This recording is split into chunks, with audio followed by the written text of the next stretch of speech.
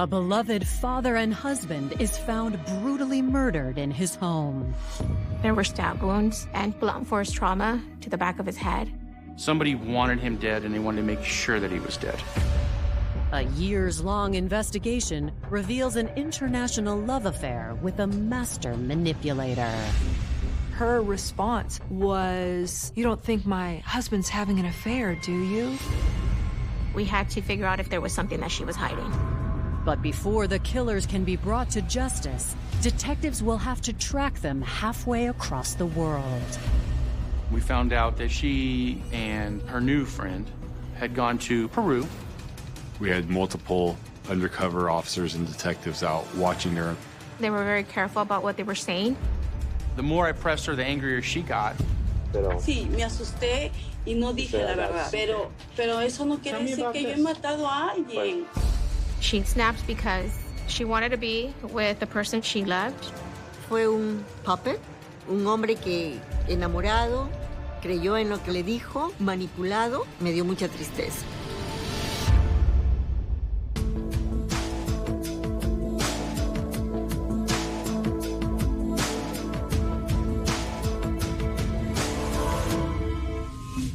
May 22nd, 2014.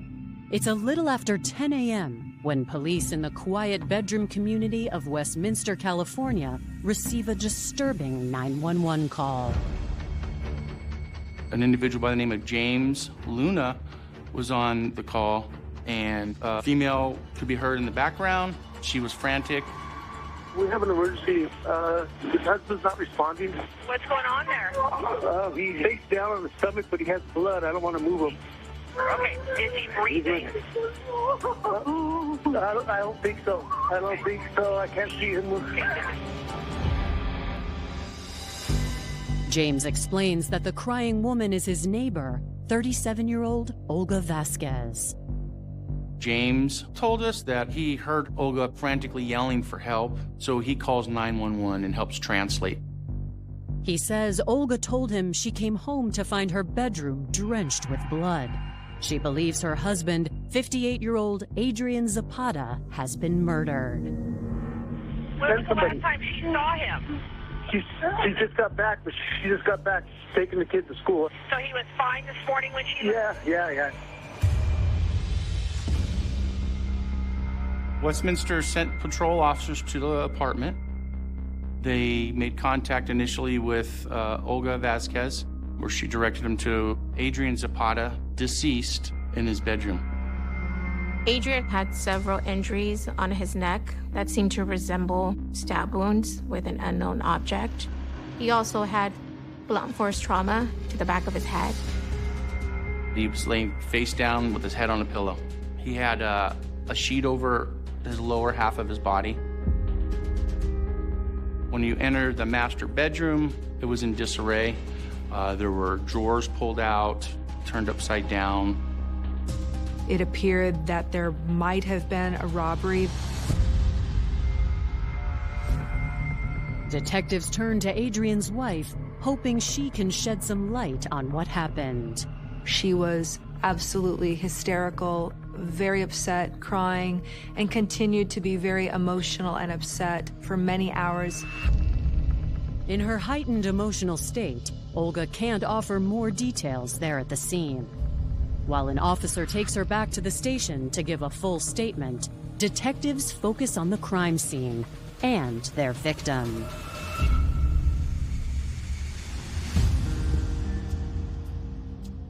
Adrienne Zapata was born near Lima, Peru on June 27, 1955. The first few years of his life were a struggle. Adrienne's parents had him when they were both very young. They weren't ready to settle down or be parents at the time. So it was his paternal grandparents that stepped into that role of guardianship.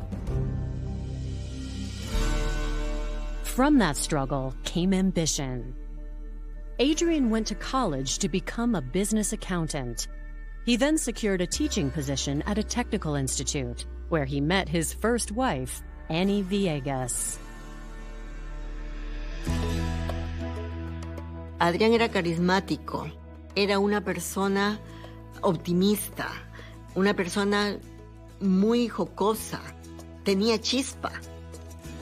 Le gustó que yo era seria, que marcaba mis líneas.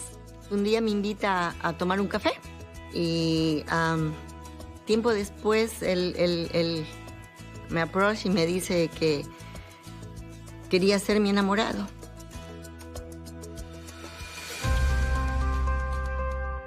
Less than 2 years later, Adrienne and Annie were married in 1978. Nos casamos y pues prácticamente inmediatamente salí embarazada. Adrienne continuó trabajando en la Academia Brown. Yo me dediqué a criar a mi hijo. Tiempo después la situación en Perú se empeoró un poquito. As the Peruvian economy fell into crisis in the 1980s, violence in their hometown skyrocketed. In 1986, Adrienne left for California, determined to create a better life for his wife and 8-year-old son, Renzo. Como hombre de familia, como padre, como esposo, él pensó que lo iba a superar todo y traerse a su familia más tarde. Although he was a professor in Peru, Adrienne was forced to start over at the bottom when he moved to America. He worked many odd jobs before he saved enough for his entire family to join him. He actually ended up getting his license to become a nurse, and that's how he makes a big leap financially. It definitely seemed like they had reached that American dream. Unfortunately, the years Adrienne and Annie spent apart took a toll on their marriage.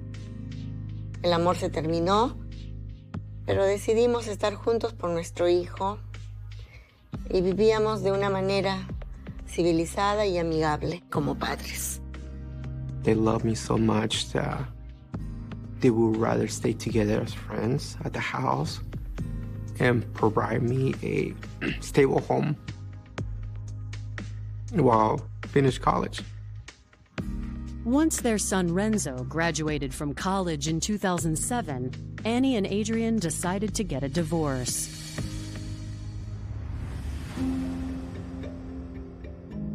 After a lifetime focused on family, Adrienne was now a 53-year-old bachelor.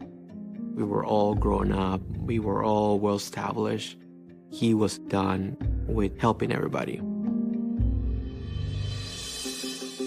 He began making regular trips to Peru to reconnect with old friends and invested in a penthouse in Lima. It was a 12 bachelor's pad with an elevator straight to the house. It was a place where he could have his parties with his Peruvian friends. On one of his visits, Adrienne met a captivating younger woman named Olga Vasquez. Despite their 20-year age difference, the two quickly fell in love. He was over the moon. She was living in his penthouse, and everybody was happy. He was like, I'm gonna marry her and I'm gonna bring her to America. She has 2 kids and we're gonna be happy. In 2010, Adrienne and Olga married.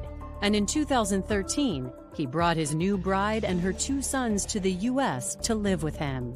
The ultimate goal for him was to retire to Peru and to live a good life after having worked so hard for so many years. After just 11 months in America with his new wife, Adrienne's dreams of returning home have been shattered. At first glance, Adrienne's apartment appears to have been burglarized. But upon closer inspection, Westminster police notice the crime scene tells a different story. The officers determined, based on their experience, that it appeared that it was a staged ransacking. Nothing appears to be missing. It seems that the suspect might have just gone in there to make it seem that things are not where they were supposed to be. Adrienne Zapata's injuries did show that there was both blunt force trauma to the back of the head as well as stab wounds. The level of violence would not be indicative of an individual who had woken up and was confronting a robber. The fact that it was so brutal seemed to suggest that it was more than just a robbery gone bad. The suspect entered that location with intentions of killing him. So we wanted to find a motive. Coming up, investigators discover a bad investment from Adrienne's past made him several enemies. They felt that he owed them $30,000. And new evidence points to infidelity, but by whom? Right next to a booster seat and a taekwondo bag was a lingerie nightie with a box of condoms.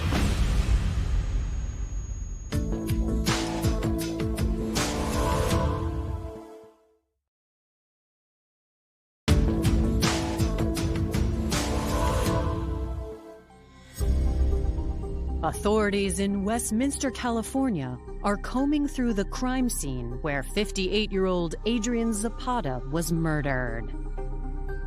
Adrienne's body was transported to the Orange County Coroner's Office, where an autopsy was conducted. Olga was ultimately transported to the police department for an additional interview. While she was being transferred there, we continued to process the scene. We didn't locate any blood in the sinks to indicate that the suspect washed up after the murder. They did not find any evidence of any forced entry, which led them to believe that the individual might have had a key or might have otherwise been let in by the victim. An unexpected discovery in Adrienne's car provides a possible lead. When the officer opened the trunk, right next to a booster seat and a taekwondo bag was a lingerie nightie with a box of condoms sitting there right in the open. It was an extra large nightie, right? So initially we're like, okay, there's no way this is hers because Olga was pretty small, small female. We had a suspicion that maybe Adrienne may have been having an affair. We sent it to the Orange County Crime Lab to be processed for any potential DNA. Investigators head to the station, where Adrienne's wife, Olga, is finally ready to tell her full version of the morning's events. When we talked to Olga about what happened, she told us that at about 8 a.m., she left the apartment with her two sons with the intentions of taking them to school and running some errands. Adrienne was asleep in bed. He worked late night, so she was allowing him to sleep. When she got home, she entered the bedroom and discovered Adrienne. We asked Olga, does Adrienne have a life insurance policy or any major accounts that someone would financially gain from his death? She said no, he doesn't. When they ask her if she knows of any other women in Adrienne's life, Olga also says no. Olga told us that her and her husband loved each other. There was no suspicion of infidelity on either part. I showed her pictures of the nightie and box of condoms that we had located in Adrienne's trunk. She had no idea whose they were or where they came from. Her response was wide-eyed, surprised, shocked, and she said something along the lines of, "You don't think my husband's having an affair, do you?" Olga says it would explain some of Adrienne's past behavior. She does mention that she had heard Adrienne on the phone with a female that seemed somewhat secretive. He had gotten text messages from a woman a time in the past, and he was possibly being unfaithful. Unfortunately, Olga never looked into the texts further and has no more details to share. So detectives turn to Adrienne's friends and family. My wife and I were on a trip to Arizona, and we get the call from my mom telling me that my dad has passed away. So we turn around and head back to California. None of it made sense. Adrienne's loved ones say they don't believe he would cheat on Olga, but he did have enemies. We learned that Adrienne had a business thing go bad. Adrienne had decided with two of his friends to open a Peruvian restaurant. Adrienne and his partners took out a sizable loan to get the business off the ground. For a while, it was doing well. But then the restaurant started kind of going sideways. I think at some point, not everybody was pulling their weight in that business, and they split up. The partners, I think at some point, blamed Adrienne. They felt that he owed them $30,000 because of this. It was posited that perhaps one of the individuals who had bad blood from this bad restaurant deal might have had a motive to kill Adrienne Zapata. Detectives get in touch with Adrienne's former business partners. Both men are adamant they would never commit murder over $30,000. They weren't at the crime scene. They had alibis of where they were. Quite honestly, during those interviews, it didn't appear they really had a motive to kill Adrienne. They had no benefit to want him dead. They weren't happy about the business, but they didn't hate him or anything like that. The businesses didn't work out. With his former business partners now in the clear, investigators must focus on the potential of an affair gone wrong. They turn to Adrienne's co-workers for insight into his personal life. Adrienne Zapata worked as a tech at a local hospital. The officers went and spoke with a number of Adrienne Zapata's colleagues. We never found any evidence to support the allegation that Mr. Zapata had been unfaithful to his wife.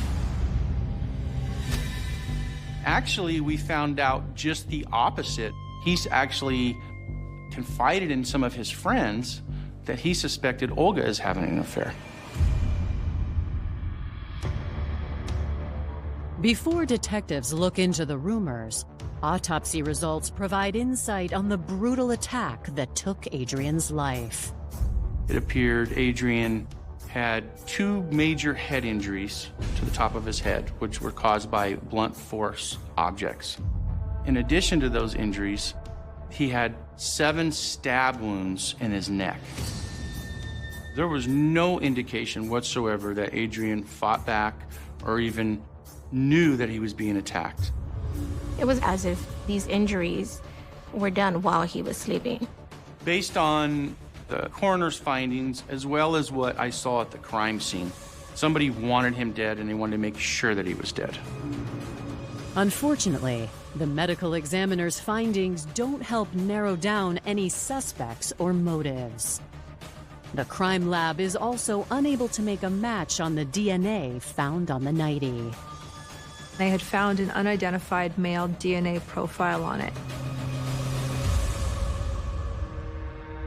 So on June 5th, detectives meet with one of Adrienne's co-workers, Ruth Sevilla, to get the details on Olga's alleged affair. Working with Adrienne, we built a relationship. We would talk a lot about our lives. He wouldn't stop talking about Olga. Ruth tells detectives the problems between Adrienne and Olga began soon after she arrived from Peru. It was a month after he brought her to U.S. He told me, we don't sleep together no more. She told us that the marriage started going sideways when Adrienne found out through phone records, that she was on the phone daily talking to somebody. Adrienne was thinking that she was already cheating on him with someone, but he wanted to prove it, so that's why he called the number. There was a man that answered, and when he said hello, he hung up.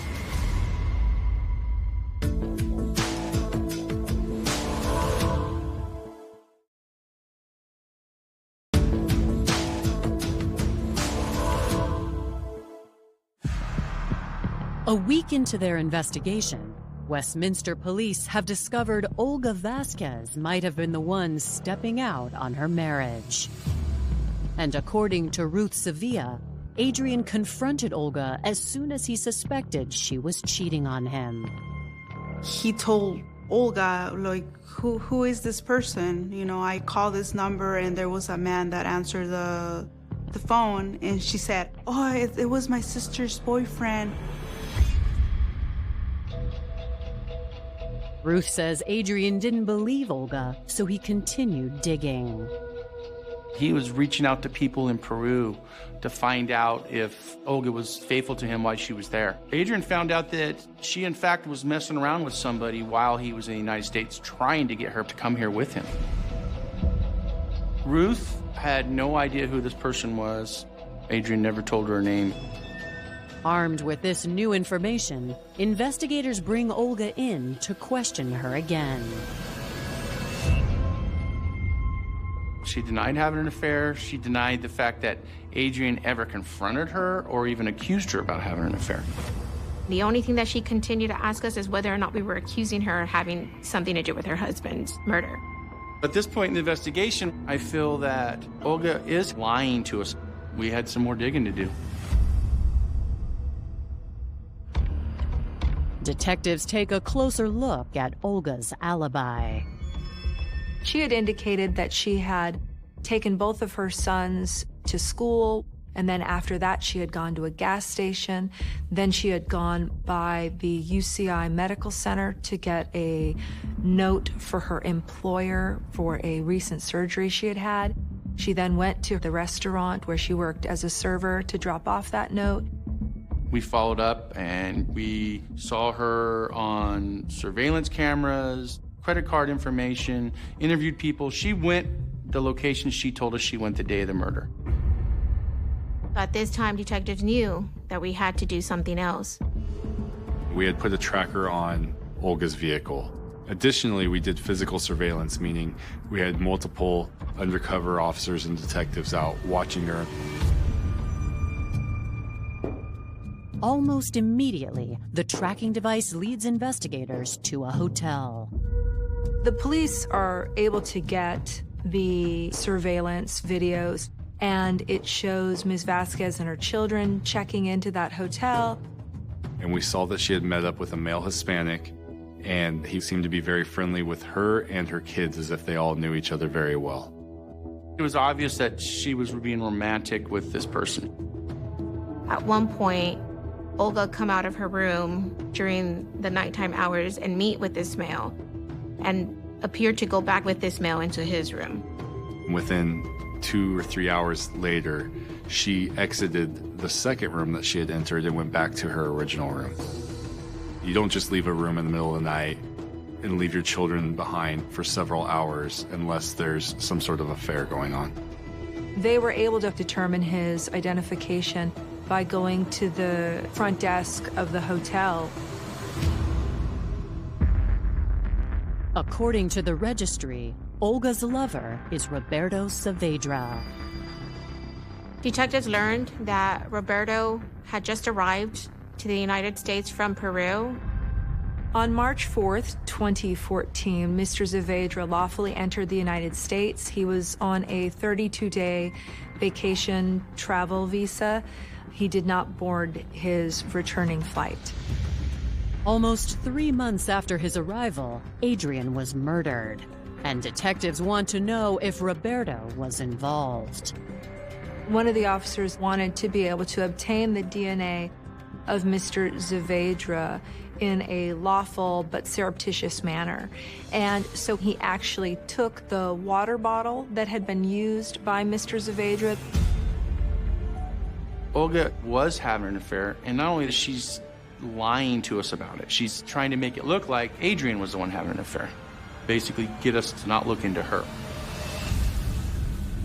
There's a point at which, if you find that a person is repeatedly lying to you, then it makes you reconsider everything that they've said. So at this point, it kind of gives us a motive. Maybe Olga doesn't want Adrienne in the picture no longer. Coming up, a murder plot unfolds. The two cell phones had communicated in a way where they were almost timing things.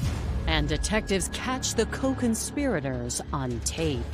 Tengo buenas noticias. Parece que encontraron un ADN. ¿De quién, ah?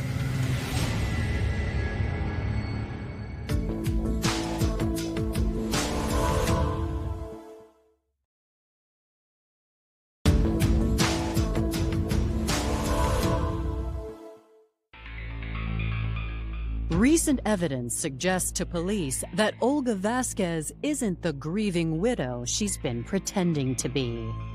It was obvious at this point that Olga was lying. She was lying about having an affair, for sure. Detectives believe that the next step was to figure out how far back this relationship went. In order to do that, detectives wrote several search warrants for both her phone records and his phone records. While they wait for their warrants to come through, investigators ask Adrienne's family in Peru what they thought of Olga. We interviewed a cousin of Adrienne's who still lived in Peru, Mercedes Rojas. She knew Olga prior to Adrienne marrying her. Mercedes believed that Olga was an opportunist and that the only reason she wanted to marry Adrienne was so that Adrienne could bring her and her sons over to the United States.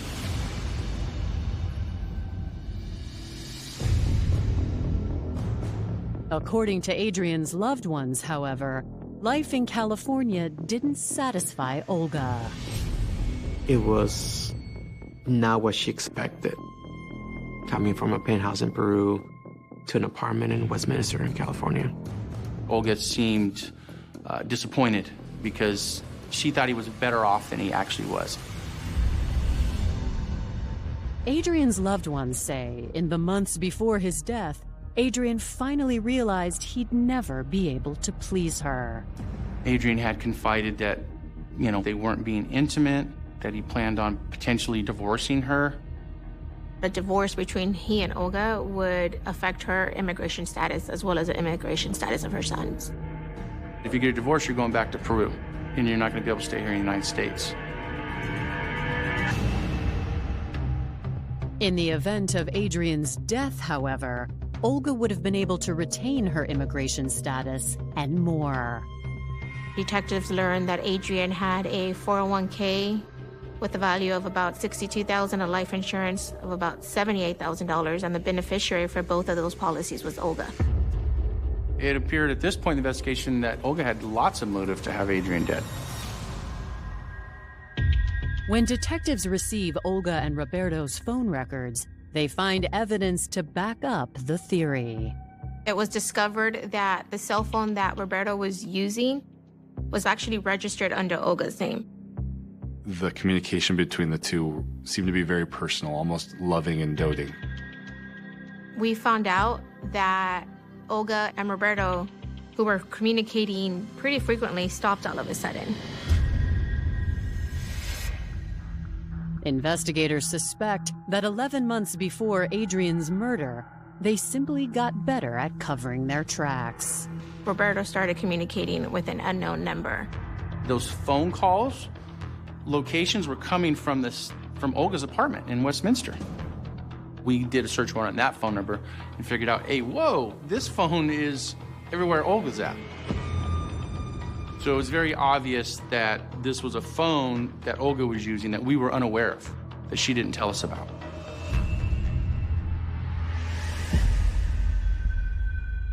According to those phone records, their illicit affair wasn't the only thing Olga and Roberto discussed. It appeared that the secret phone and Roberto's phone were communicating on the night of the homicide as well as the night before. His phone shows the night prior to the murder, he comes to Westminster, and he's staying just outside the apartment complex until about 8 a.m. Then his phone goes off for a short time.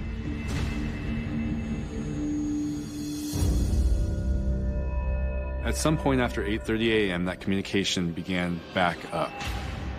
Based off of information from the coroner and evidence at the scene, it appeared as though the homicide most likely took place around that 8 a.m. mark when there was no communication. GPS shows that when Roberto's phone was turned back on, it was in the same location as Olga's secret phone. The secret phone no longer follows Ms. Vasquez's phone from tower to tower, but instead goes to Van Nuys and starts following all the towers of Mr. Saavedra's phone. We think that she gave him the secret phone and he took it to Van Nuys.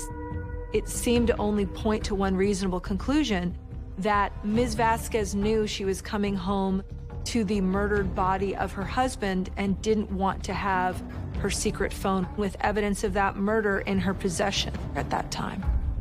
It was becoming very obvious to us that Roberto and Olga had something to do with Adrienne's death. To prove their theory, investigators obtain a warrant to wiretap Olga's phone. ¿Qué tal? ¿No me has llamado, no? No, preferiría que no. It was very obvious that Olga was very paranoid in communicating with Roberto. Although they were talking on the phone, they were very careful about what they were saying. They decide to do what's called a ruse. The idea is that they want to stimulate a conversation between Ms. Vasquez and Mr. Saavedra, and what they choose to do is the possibility of DNA evidence. We use a ruse to get them thinking, oh.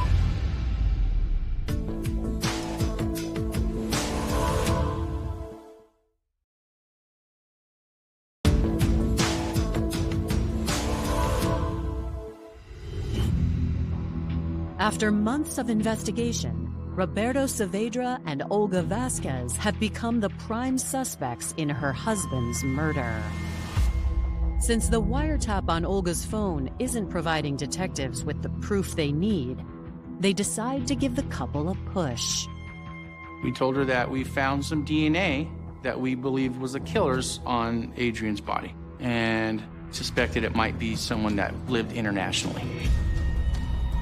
This was a lie, just to see if they would talk about it on the wire.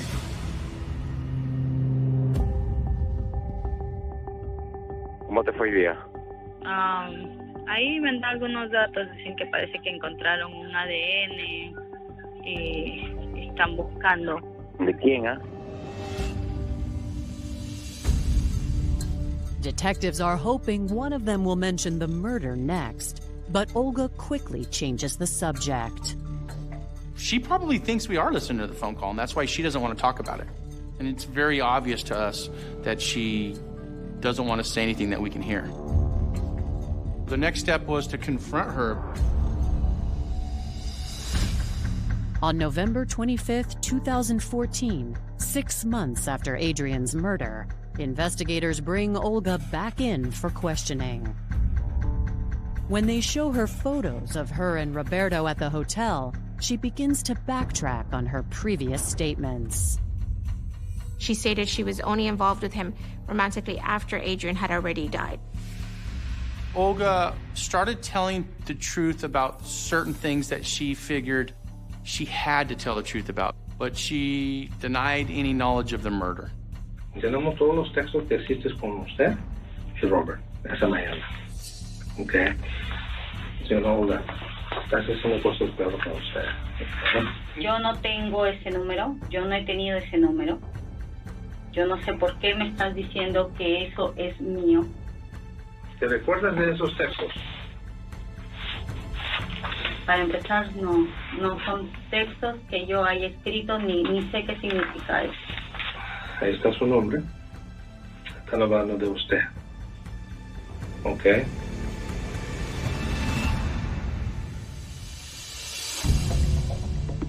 She always denied having a second cell phone, and she would often cut off the detectives from communicating about said cell phone. Dices que ese es mi teléfono. Sí. ¿Y cómo te... The more I pressed her, the angrier she got. I'm thinking, why lie about those things if you're not trying to cover up something?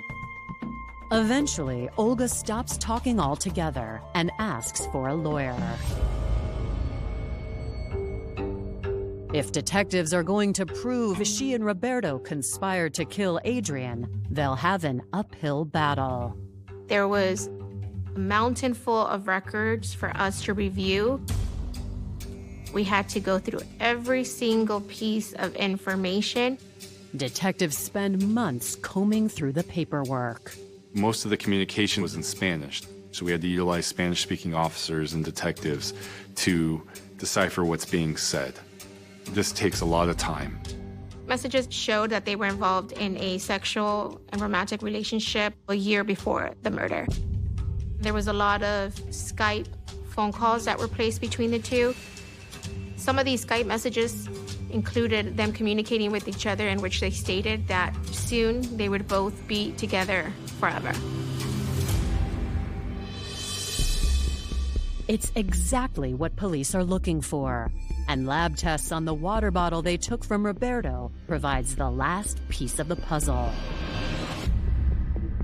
In May of 2016, the Orange County Crime Lab notified me that the secondary sample of Roberto Cervedra that we collected during the surveillance was a match to the DNA on the white and pink nightie found in Adrienne's car.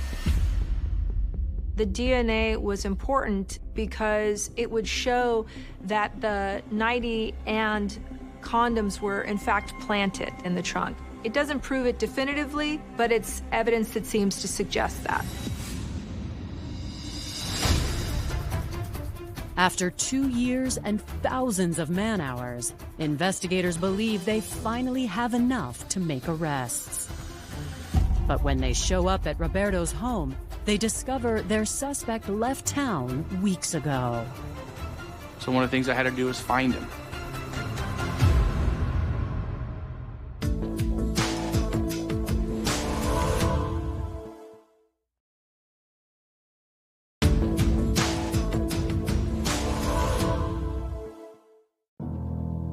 Just as Westminster homicide detectives prepare to make arrests in the murder of Adrienne Zapata, they learn that Roberto Saavedra has fled the United States. I learned that he applied for refugee status in Canada. Now, Westminster police will need to convince Canadian authorities to deport him. I notified the Canadian government that we were charging him with murder.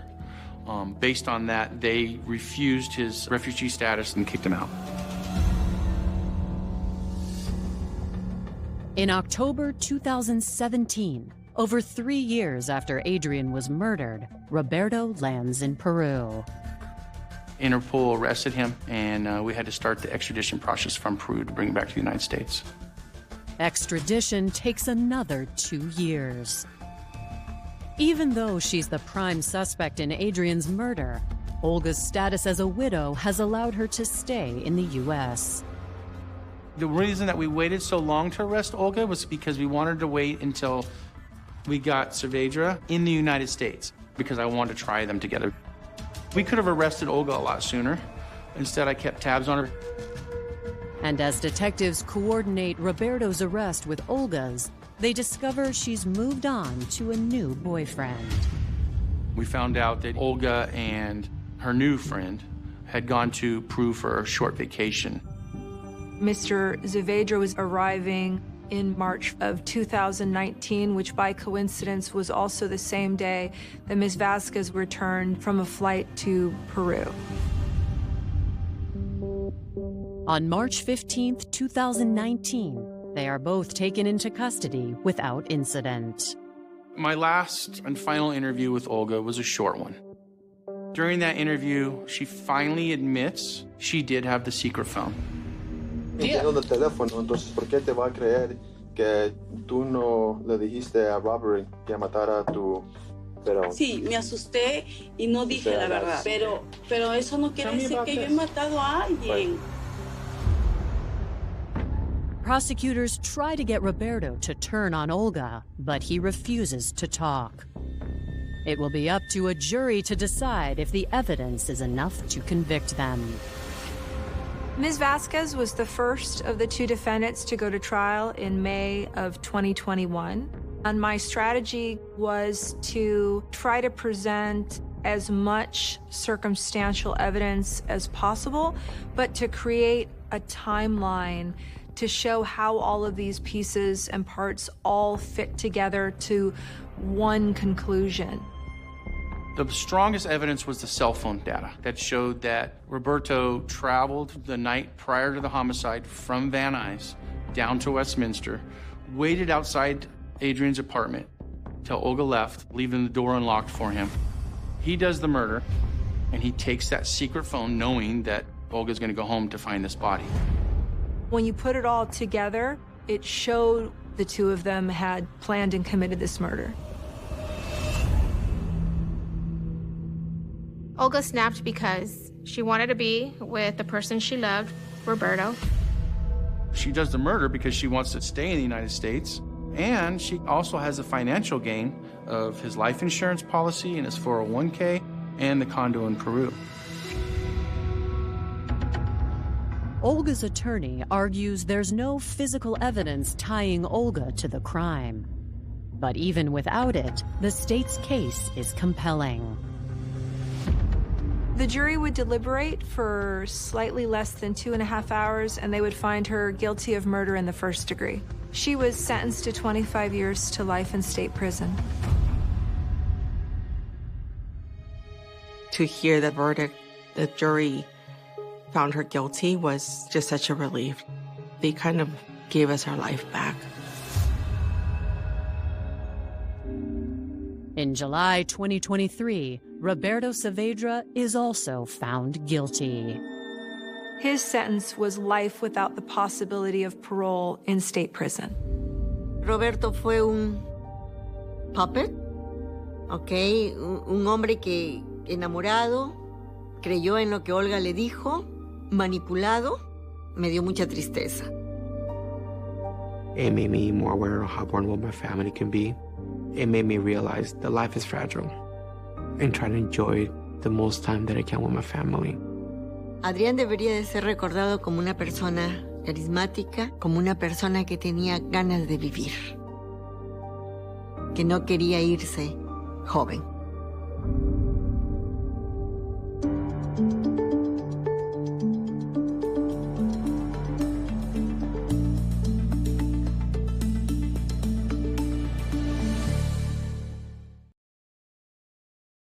The human heart is capable of remarkable resilience, yet it can also harbor deep complexities that, when fueled by greed and manipulation, lead to tragic outcomes. In the quiet bedroom community of Westminster, California, the peaceful rhythm of daily life was shattered on the morning of May 22, 2014. It was just after 10 in the morning when a local resident named James Luna made a frantic call to the emergency services. In the background of the call, the distressed cries of a woman could be heard. She was crying out in panic, unable to comprehend the grim reality that awaited her inside her home. James Luna, acting as a translator for his neighbor, 37-year-old Olga Vasquez, explained to the emergency dispatcher that Olga had returned home from her morning errands only to discover her bedroom in complete disarray, and her husband, 58-year-old Adrienne Zapata, lying motionless. When patrol officers from the Westminster Police Department arrived at the apartment, they were directed to the master bedroom. There they found Adrienne Zapata, who had passed away from severe injuries to his head and neck. The physical state of the room suggested a robbery had taken place, with drawers pulled out and personal items scattered across the floor. However, seasoned investigators quickly noticed several inconsistencies that did not align with a typical home invasion. There was no signs of forced entry, indicating that the person who entered the home either possessed a key or was welcomed inside by the victim. Furthermore, despite the apparent ransacking, nothing of value seemed to be missing. The scene appeared to be staged to mislead the authorities, presenting a superficial narrative of a burglary gone wrong, while the level of violence directed at the victim suggested a far more personal and targeted motive. To understand the tragedy that unfolded in that quiet California apartment, one must look back at the life of Adrienne Zapata, a man who spent decades building a stable and respectable life through sheer determination and hard work. Born near Lima, Peru, on June 27, 1955, Adrienne faced adversity from his earliest years. His parents were very young when he was born and were not prepared for the responsibilities of parenthood, which led his paternal grandparents to step in and raise him. This early struggle did not dampen his ambition. Instead, it forged a resilient character. Adrienne pursued higher education, specializing in business accounting, and eventually secured a teaching position at a local technical institute. It was there that he met his first wife, Annie Villegas. The two fell in love, married in 1978, and soon welcomed a son named Renzo. As the economic and political situation in Peru grew increasingly volatile during the 1980s, Adrienne made the difficult decision to seek better opportunities abroad. In 1986, he departed for the United States, leaving his family behind temporarily while he worked tirelessly to establish a foundation for their future. He worked various odd jobs, demonstrating an unwavering commitment to the American dream. Eventually, he earned a professional license to practice as a registered nurse, a milestone that significantly improved his financial standing. With hard work, Adrienne saved enough money to bring his wife and son to California, reuniting the family and achieving the stability he had long envisioned. Although Adrienne and Annie successfully provided a nurturing environment for their son, the long years of separation eventually took a toll on their marital bond. After their son graduated from college in 2007, the couple decided to divorce amicably, remaining close friends. At 53 years of age, Adrienne found himself a bachelor once again, with his familial obligations fulfilled and a successful career as a nurse. He began traveling back to his native Peru to reconnect with old friends, eventually purchasing a luxury penthouse in Lima, which served as a symbol of his hard-earned success. It was during one of these visits that he met Olga Vasquez, a woman 20 years his junior. Captivated by her, Adrienne believed he had found a partner with whom he could share his retirement years. They married in 2010, and by 2013, Adrienne had sponsored Olga and her two sons to move to the United States to live with him in California. However, the reality of life in the United States did not live up to Olga's expectations. Transitioning from a spacious penthouse in Peru to a modest apartment in Westminster left her dissatisfied, and her relationship with Adrienne began to deteriorate. Within less than a year of arriving in the country, the couple was sleeping in separate rooms. Adrienne began to notice suspicious patterns in his wife's behavior, particularly her constant use of her mobile phone. Driven by suspicion, he examined the phone records and discovered that she was communicating daily with an unknown individual.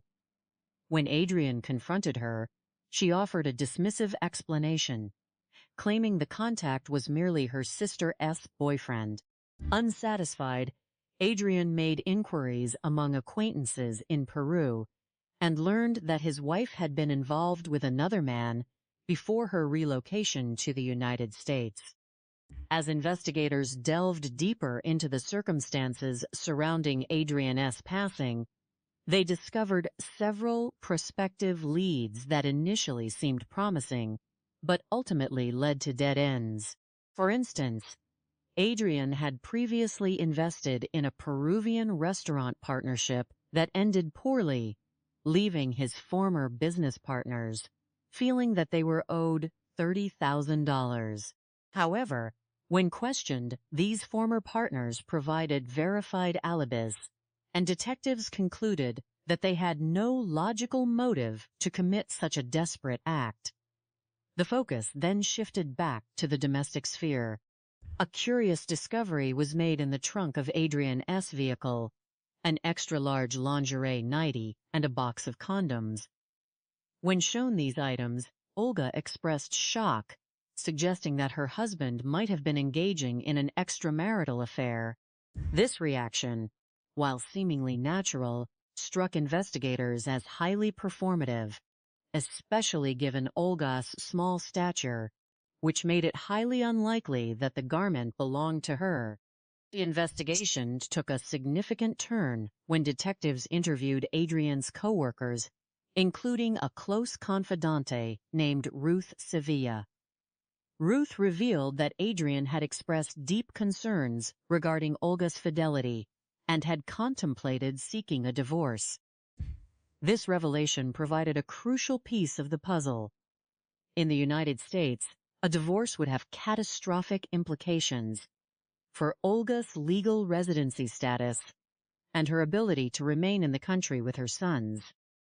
Conversely, if Adrienne were to pass away, she would not only secure her immigration status as a widow, but would also inherit his financial assets, including a 401k retirement account valued at approximately $62,000, a life insurance policy worth $78,000, and his luxury penthouse in Peru.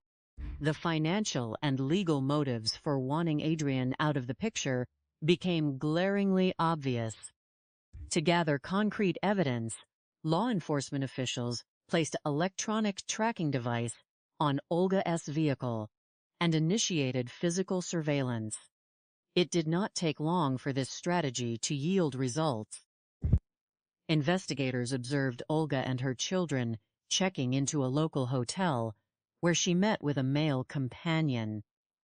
The surveillance footage captured interactions that left no doubt about the romantic nature of their relationship. During the late hours of the night, Olga was seen leaving her children in her room to spend several hours in her companion's room. The front desk registry identified this individual as Roberto Saavedra, a Peruvian national who had entered the United States on a 32-day tourist visa several months prior and had deliberately overstayed his visit. Recognizing Roberto as a person of interest, an undercover detective successfully obtained his deoxyribonucleic acid by recovering a discarded plastic water bottle he had used during the surveillance period. When the crime laboratory processed this sample, it yielded a perfect match to the male deoxyribonucleic acid found on the extra-large lingerie discovered in Adrienne's car trunk. This scientific breakthrough exposed the sophistication and deceit of the conspirators. The nightie and condoms had been deliberately planted in the vehicle to create a false narrative of infidelity on Adrienne's part, a calculated attempt to divert suspicion away from Olga and onto an imaginary rival. The digital evidence proved to be equally damning. Investigators obtained search warrants for the mobile phone records of both Olga and Roberto. They discovered that Olga had been utilizing a secondary, secret mobile phone registered in her name to coordinate with her lover.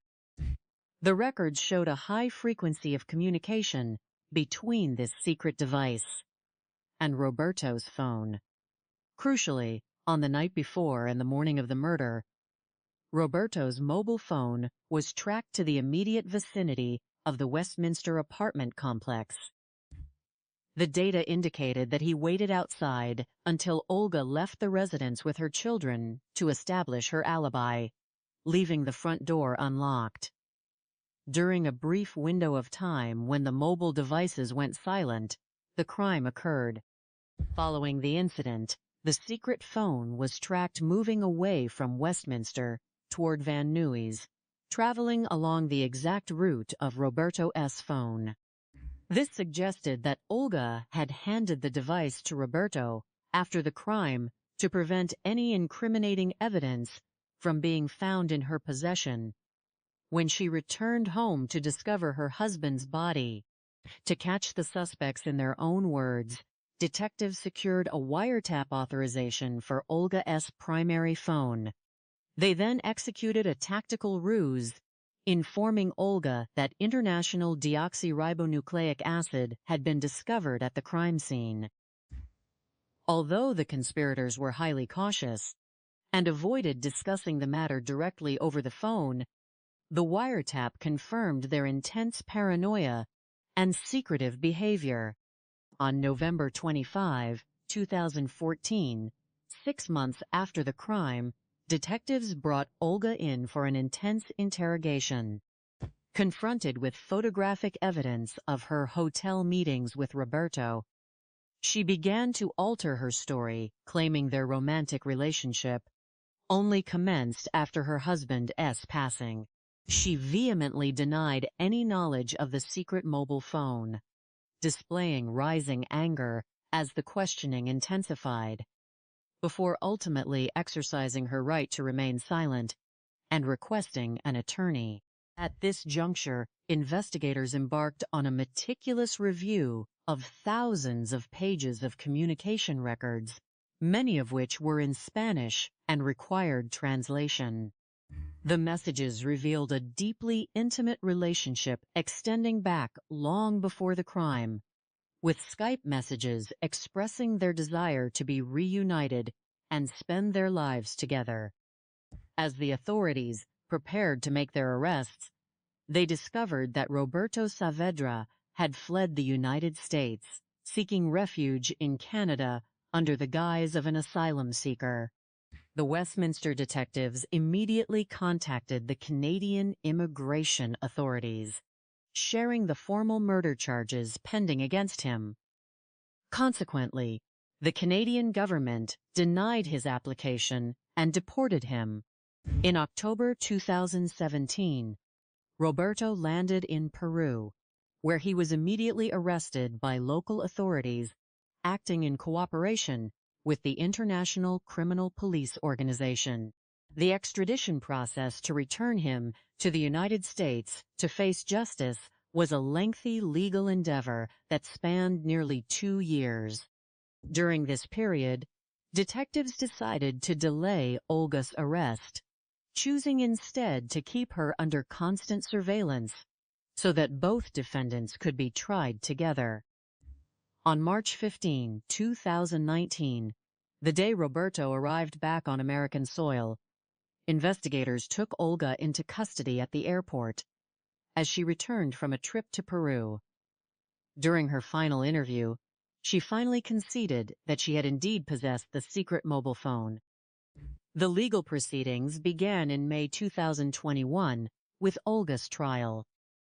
The prosecution presented a compelling, cohesive timeline of circumstantial, scientific, and digital evidence that left no room for reasonable doubt.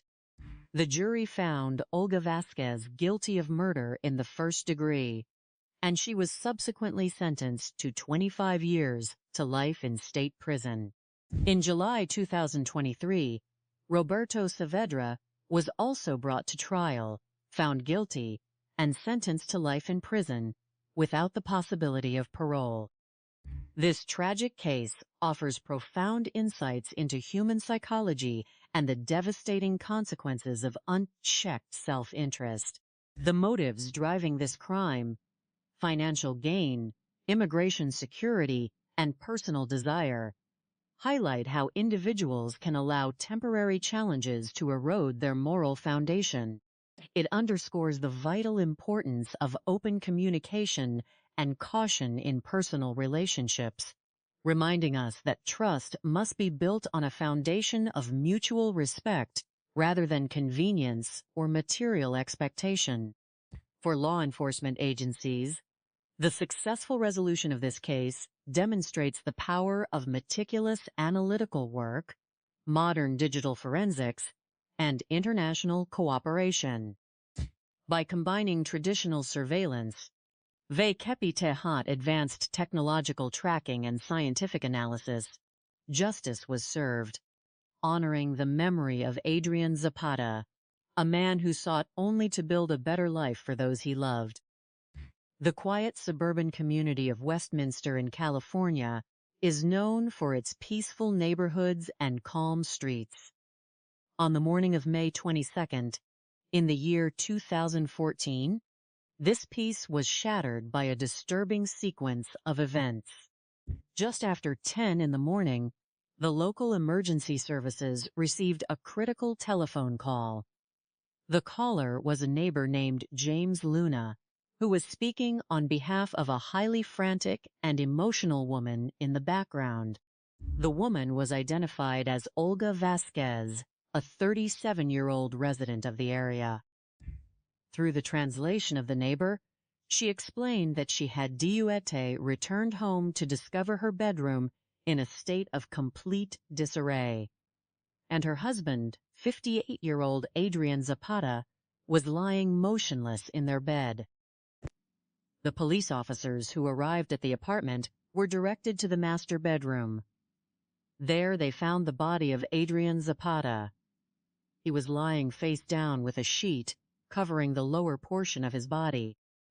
The room was in complete disarray, with drawers pulled out and turned upside down, which initially suggested that a burglary had taken place. However, the physical state of the victim told a far more complex story. The examination by the authorities revealed had suffered significant trauma to the back of his head and multiple injuries to his neck. The nature of these injuries indicated a highly focused, personal, and deliberate effort to ensure he did not survive. There was no sign that he had been able to defend himself, suggesting the attack occurred while he was asleep. To understand the tragedy, the investigators began to look into the life of Adrienne Zapata. He was born near Lima, Peru, on June 27th in the year 1955. His early life was marked by adversity. His parents were very young when he was born and were not in a position to raise him, so his paternal grandparents stepped in to provide care and guidance. This early struggle fueled a strong sense of ambition in Adrienne. He pursued higher education, became a professional business accountant, and began teaching at a technical institute in Peru. It was during his time as an instructor that he met his first wife, Annie Villegas. They were married in the year 1978 and soon welcomed their son, Renzo. During the 1980s, the economic situation in Peru deteriorated, and security concerns grew rapidly. Adrienne made the difficult decision to leave his home country. In the year 1986, traveling to the United States to build a more secure future for his family, he worked various difficult jobs to save money, eventually studying to earn his license as a registered nurse. This career transition brought him financial stability and allowed him to bring his wife and son to join him in California, achieving what many would call the American dream. However, the long years of physical separation took a toll on the relationship between Adrienne and Annie. They remained together to support their son through his education, but after he graduated from college in the year 2007, they decided to divorce amicably. Adrienne, now a successful professional in his 50s, began traveling frequently to Peru to reconnect with his roots. He purchased a luxurious penthouse apartment in Lima. During one of his visits, he met a younger woman named Olga Vasquez. Despite their 20-year age difference, Adrienne fell deeply in love. They were married in the year 2010, and in the year 2013, Adrienne brought Olga and her 2 sons to live with him in California. His ultimate plan was to work a few more years and then retire with his new family in Peru. The dream of a peaceful retirement ended abruptly in May of 2014. As the detectives began their work, they quickly noticed details that contradicted the theory of a simple robbery. Experienced officers observed that the ransacking of the bedroom appeared staged. Valuable items remained in the home, and there was no evidence of forced entry, suggesting the perpetrator had a key or was welcomed inside. This led investigators to look closely at those closest to the victim. A search of the vehicle belonging to Adrienne revealed an unusual clue. In the trunk, next to children's toys and sports equipment, officers found a garment of intimate apparel and a box of protective items. When shown these items, Olga expressed complete surprise and suggested that her husband might have been engaged in an outside relationship. However, the physical size of the garment did not match her, and the laboratory analysis of the item revealed the presence of DNA belonging to an unidentified male rather than Adrienne. The investigators explored several potential leads. They looked into a past business venture where Adrienne had partnered with 2 associates to open a restaurant. The business had failed, leaving a debt of $30,000, and some partners had felt resentment toward Adrienne. However, when interviewed, these former partners cooperated fully with the police, provided solid alibis, and demonstrated no logical motive to commit such an act. The focus of the investigation then shifted back to the domestic sphere. Detectives interviewed the co-workers of Adrienne at the hospital where he worked. A close colleague named Ruth Sevilla provided critical information. She revealed that Adrienne had recently become highly suspicious of the fidelity of his wife. He had observed that she was spending a significant amount of time on the telephone communicating with an unknown number. When Adrienne called the number himself, a male voice answered and immediately ended the call. Further research by Adrienne revealed that Olga had been involved in an outside relationship prior to her arrival in the United States. With this information, the police placed a tracking device on the vehicle of Olga and initiated physical surveillance. Within a short period, they observed her checking into a local hotel with her children, where she met a man named Roberto Saavedra.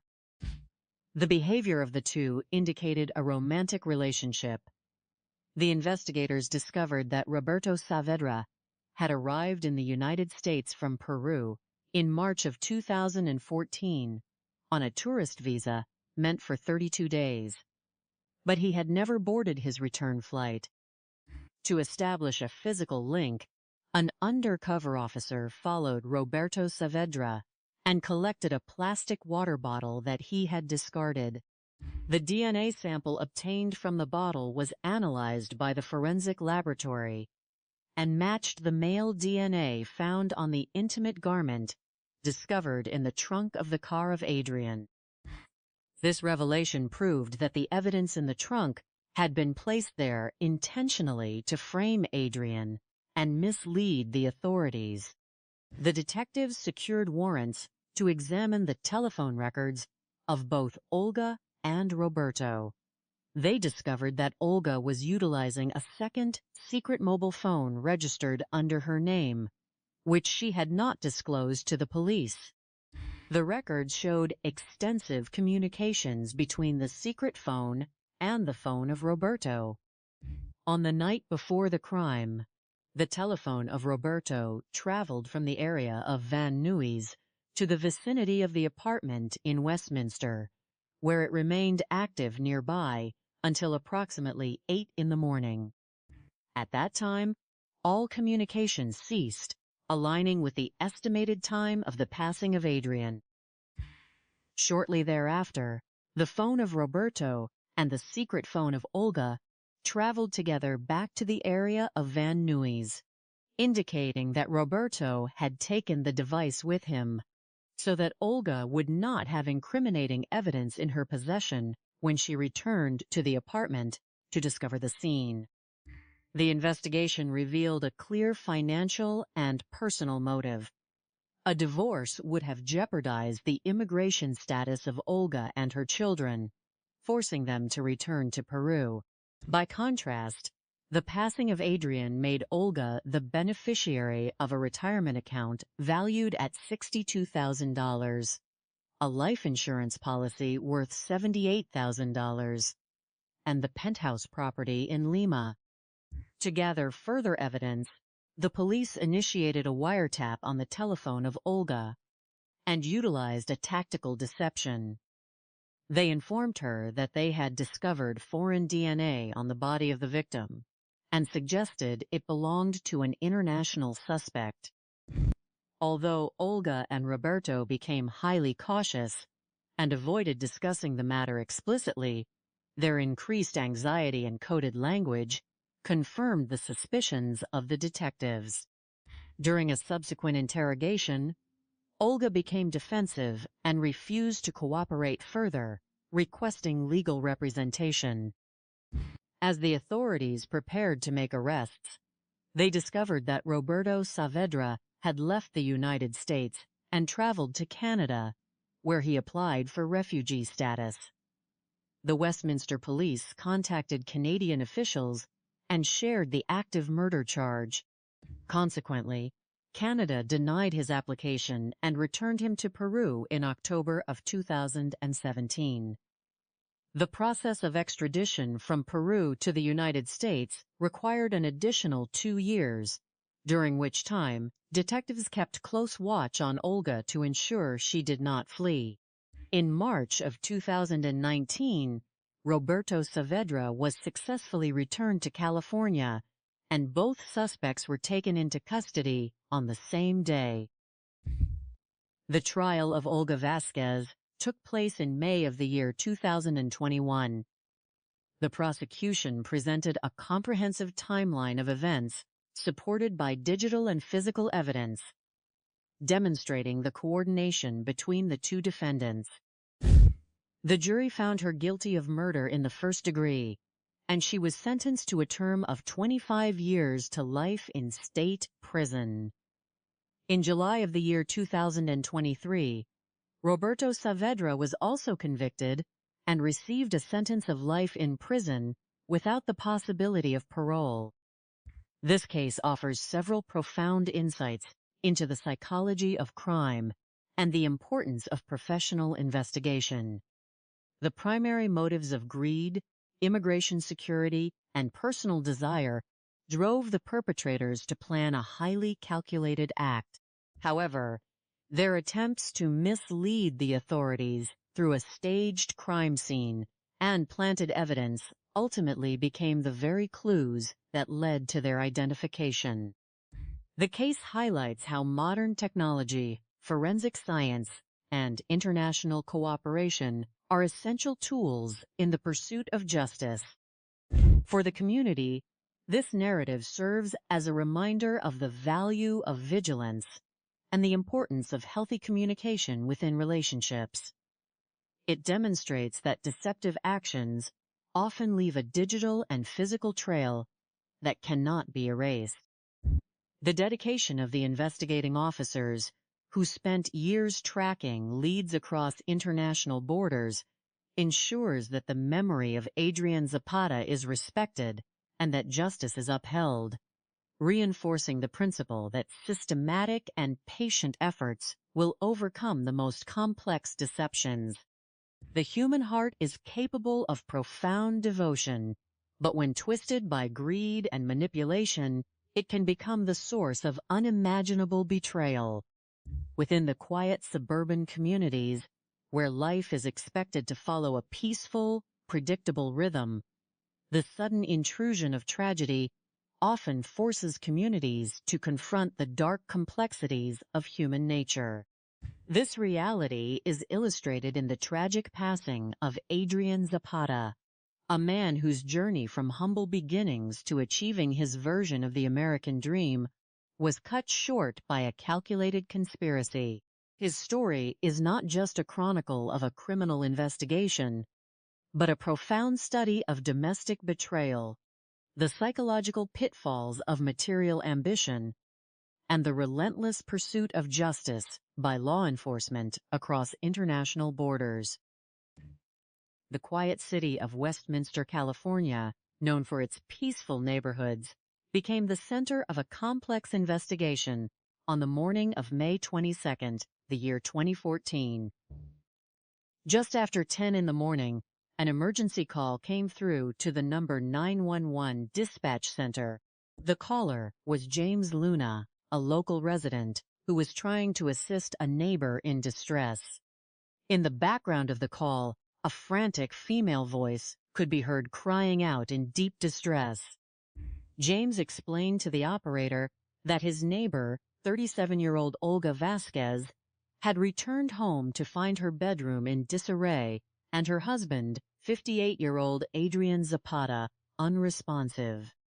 The emotional weight of the call immediately prompted a swift response from local patrol officers who arrived at the apartment complex to secure the scene and determine what had occurred. Upon entering the master bedroom, officers found Adrienne Zapata deceased. He had suffered severe physical trauma to the back of his head and multiple injuries to his neck. He was lying face down, covered by a sheet, and the room around him had been thoroughly overturned.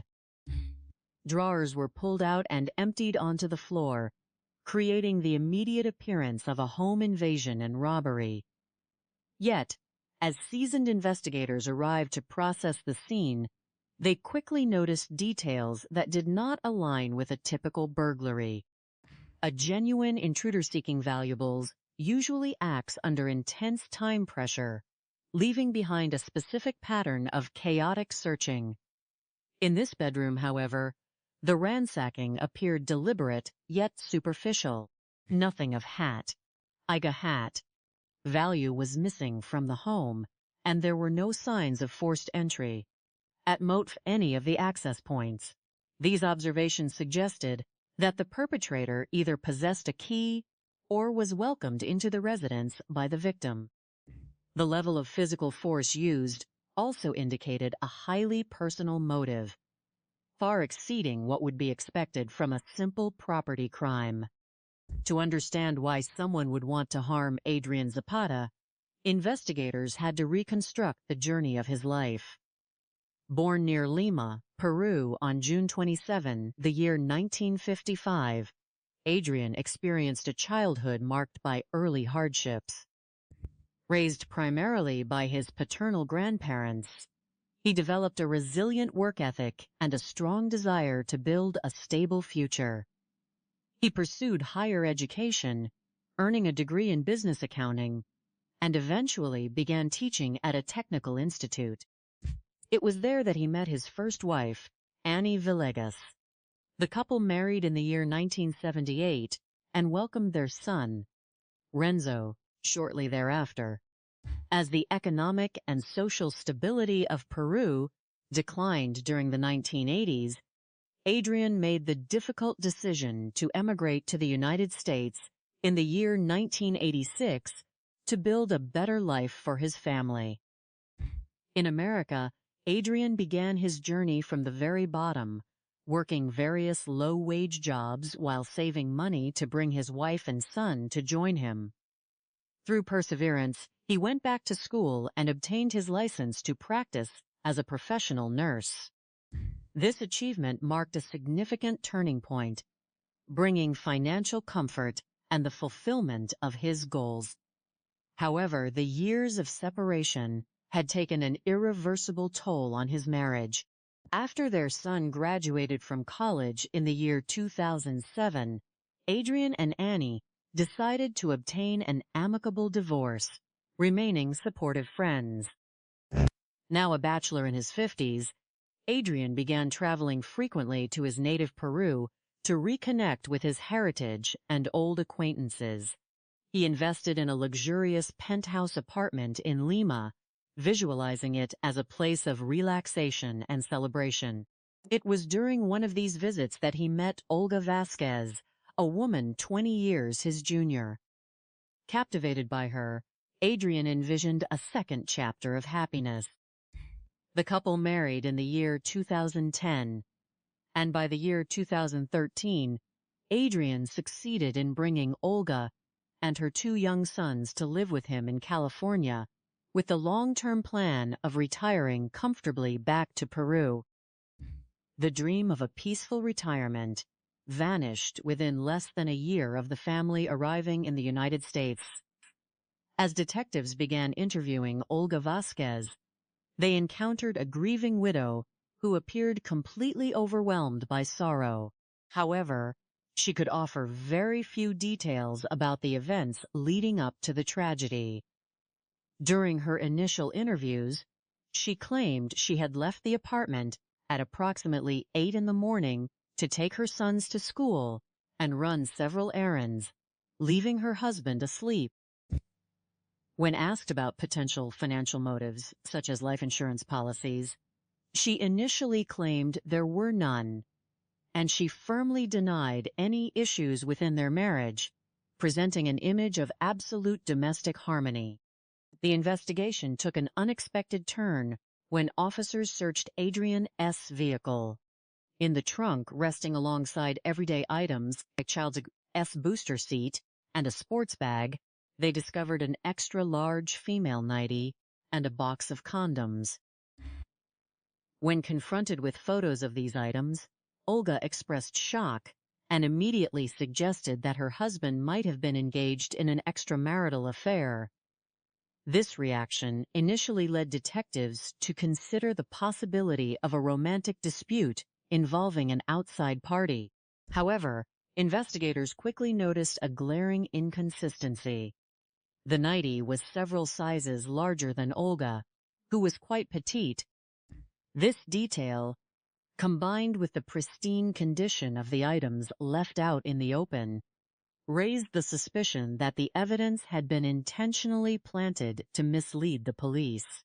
Seeking to eliminate all possibilities, detectives looked into Adrienne's professional and financial past. They discovered that he had previously partnered with 2 friends to open a Peruvian restaurant. The venture had eventually failed, leaving a substantial debt of approximately $30,000, which his former partners blamed him for. This financial dispute had created significant tension, presenting a potential motive for retaliation. However, when detectives located and interviewed the former business partners, both men provided verified alibis and demonstrated no ongoing hostility that would motivate such a crime. They were ruled out as suspects, shifting the focus back to Adrienne's immediate personal life.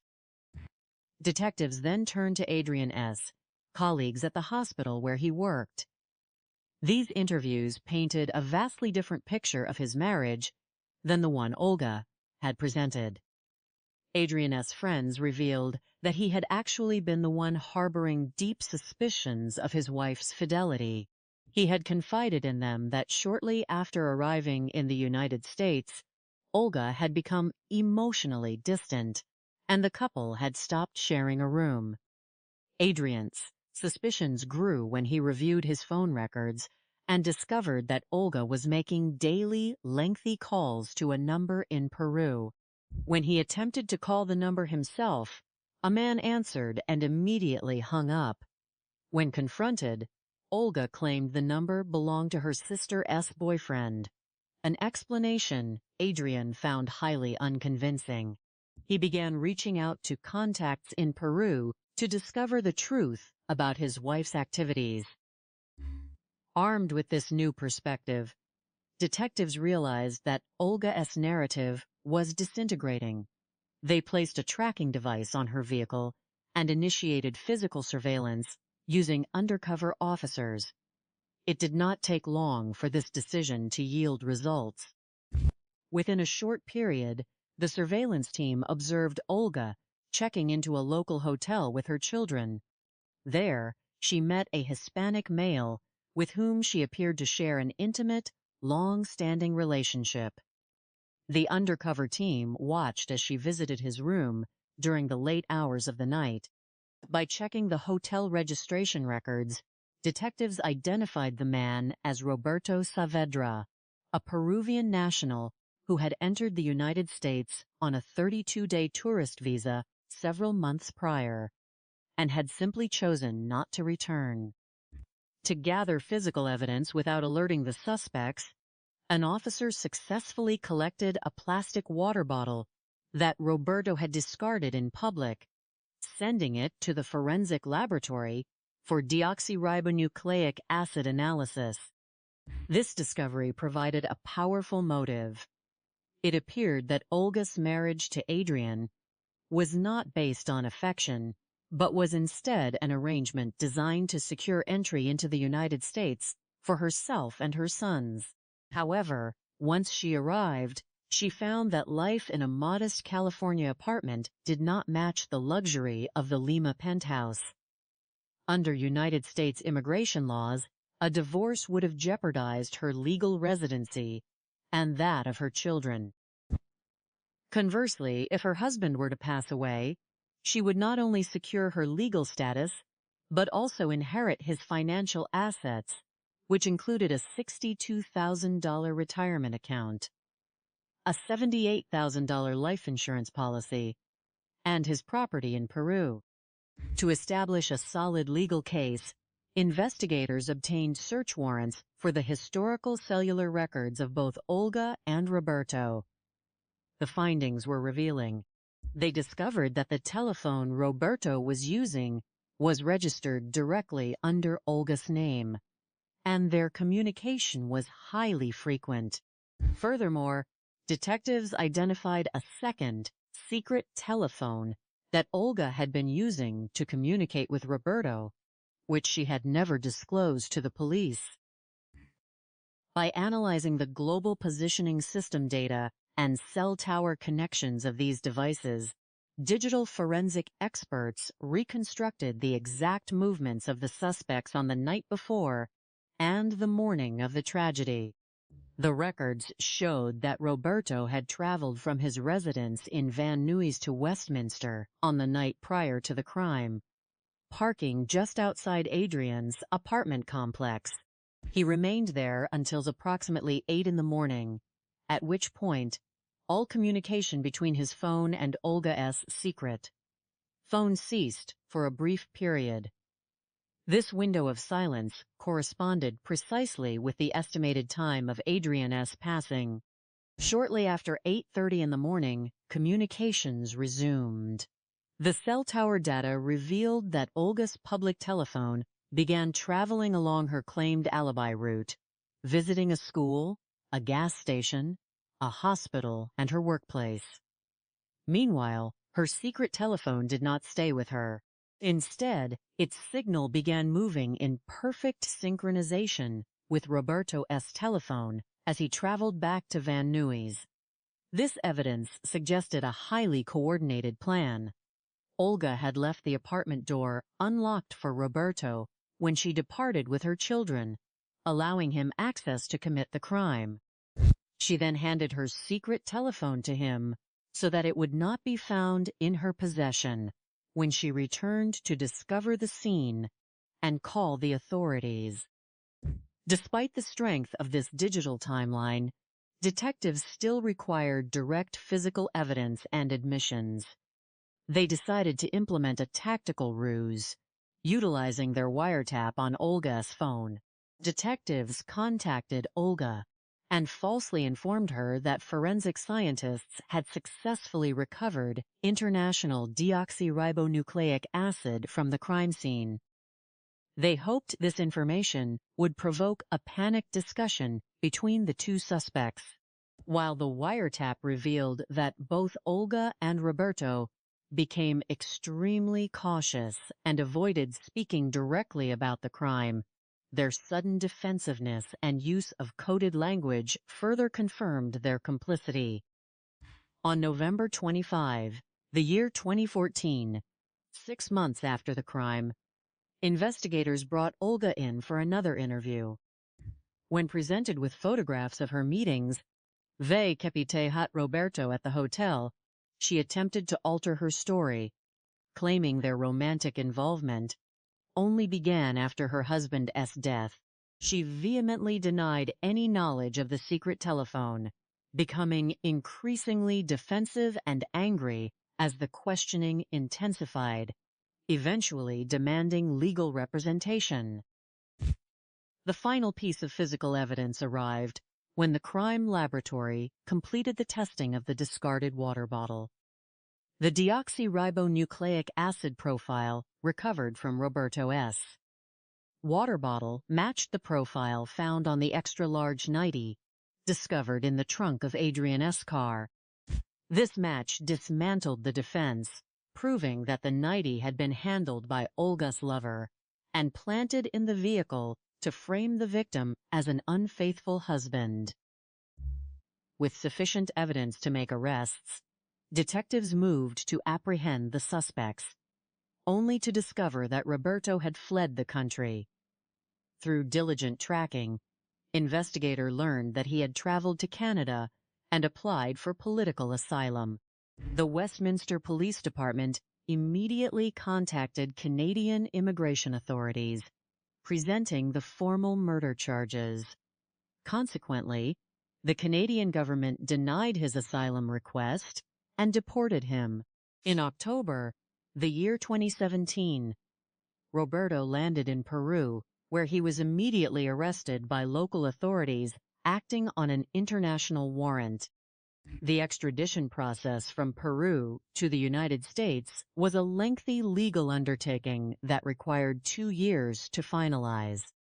During this time, detectives made the strategic decision to delay Olga's arrest, keeping her under close surveillance while waiting for Roberto's return, so they could be processed within the same time frame. By the time Roberto was scheduled to arrive in California, in March, the year 2019, surveillance revealed that Olga had already found a new partner and was returning from a trip to Peru. On March 15, the year 2019, both Olga Vasquez and Roberto Saavedra were taken into custody. Olga's trial commenced in May, the year 2021.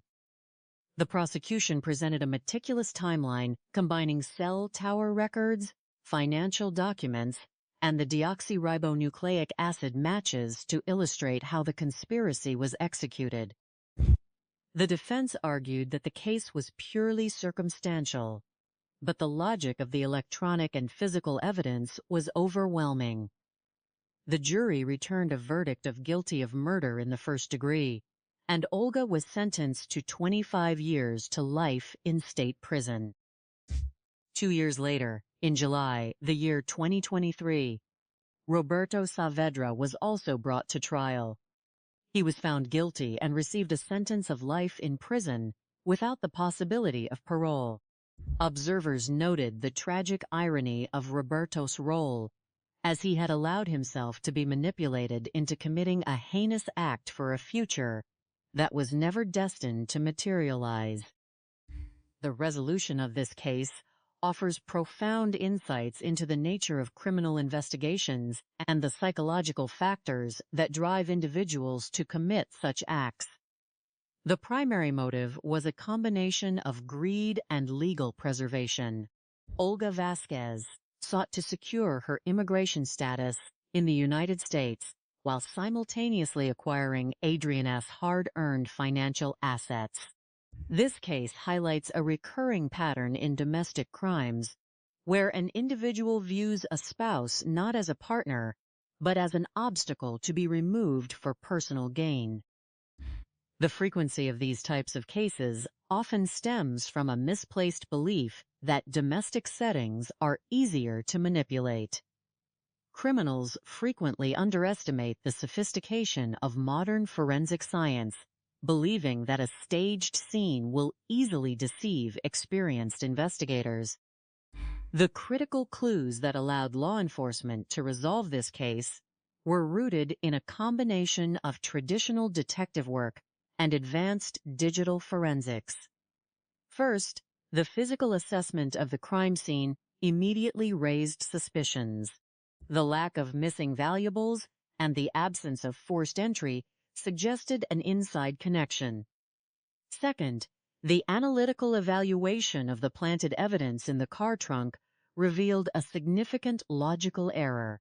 By placing an extra-large nightie in the vehicle of a petite woman, the perpetrators created an artificial clue that did not fit the physical reality of the household.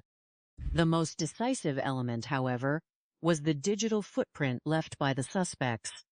In the modern era, cellular telephones act as continuous digital diaries. The synchronized movement of Olga's secret phone with Roberto's phone on the morning of the crime created an undeniable geographic link that refuted their alibis. The sophistication of these criminals was ultimately their undoing. While they attempted to be clever by using a secret telephone and staging a robbery, they failed to realize that every digital connection leaves a trace. Their attempt to manipulate the system showed a high level of calculated planning, but it lacked a basic understanding of modern investigative capabilities. This disparity highlights a common vulnerability in criminal planning, where the perpetrators focus heavily on the execution of the act itself, but fail to account for the comprehensive digital and biological trail they leave behind. From a community perspective, this tragedy offers vital preventive lessons. It underscores the importance of recognizing the warning signs of control and manipulation within relationships. Trust is the foundation of any healthy union, and when a relationship becomes defined by financial demands, secrecy, and emotional distance, it is crucial to seek external support. Family members and friends should remain observant of sudden changes in a loved one's behavior or domestic environment. Adrienne's colleagues noticed his distress, yet the gravity of the situation was not fully understood until it was too late.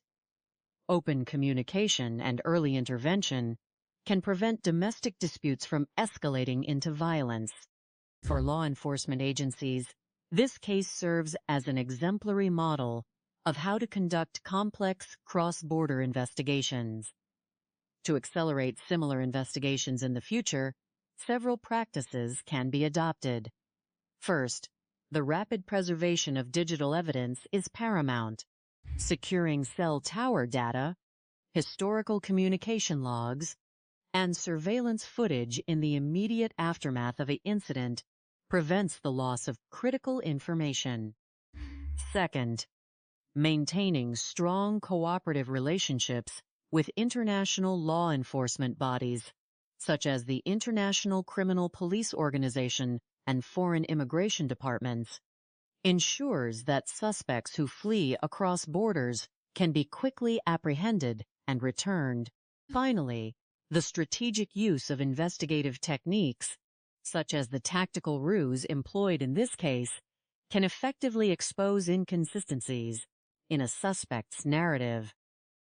Ultimately, the story of Adrienne Zapata is a testament to the endurance of justice and the dedication of the investigators who spent years piecing together the truth. Adrienne is remembered by his family and friends as a warm, charismatic, and resilient individual who overcame immense obstacles to build a life in a new country. His memory serves as a reminder of the value of human life and the importance of protecting the vulnerable from exploitation.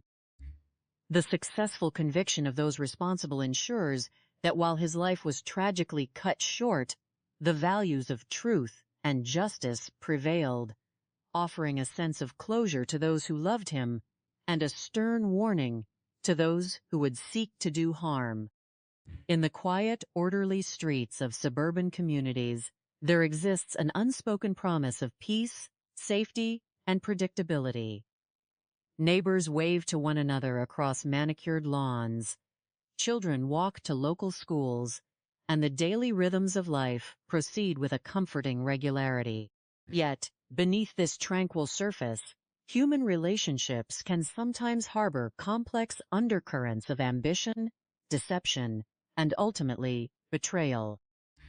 Such was the case in the city of Westminster, California, where the facade of a peaceful suburban existence was shattered on a warm spring morning, initiating a multi-year investigation that would cross international borders, challenge experienced detectives, and ultimately expose the profound vulnerabilities of human trust. The date was the 22nd of May, 2014. Shortly after 10 in the morning, the calm of a residential neighborhood was interrupted by a call to the emergency services line. The voice on the other end belonged to a neighbor, James Luna, who was acting as a translator for a deeply distressed woman in the background. The woman, 37-year-old Olga Vasquez, was frantic, her voice trembling with panic and confusion as she tried to communicate the scene she had just encountered inside her home.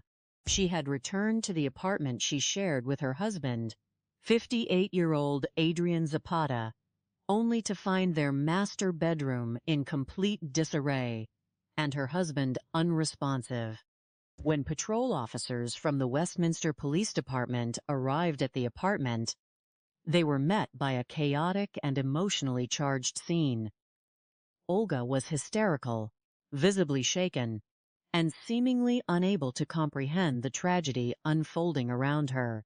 Officers immediately made entry into the master bedroom, where they located Adrienne Zapata. It was instantly clear that he had suffered fatal, targeted physical trauma. The position of his body, lying face down on his bed with a sheet covering his lower half, and the complete lack of defensive wounds, strongly suggested that he had been attacked while completely defenseless, likely while asleep. The master bedroom itself presented a curious sight to the responding officers.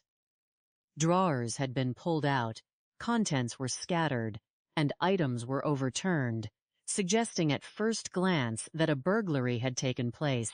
However, to the seasoned eyes of the investigators, something about the scene felt artificial. There was a distinct lack of the genuine chaos typically left behind by a rushed intruder looking for valuables.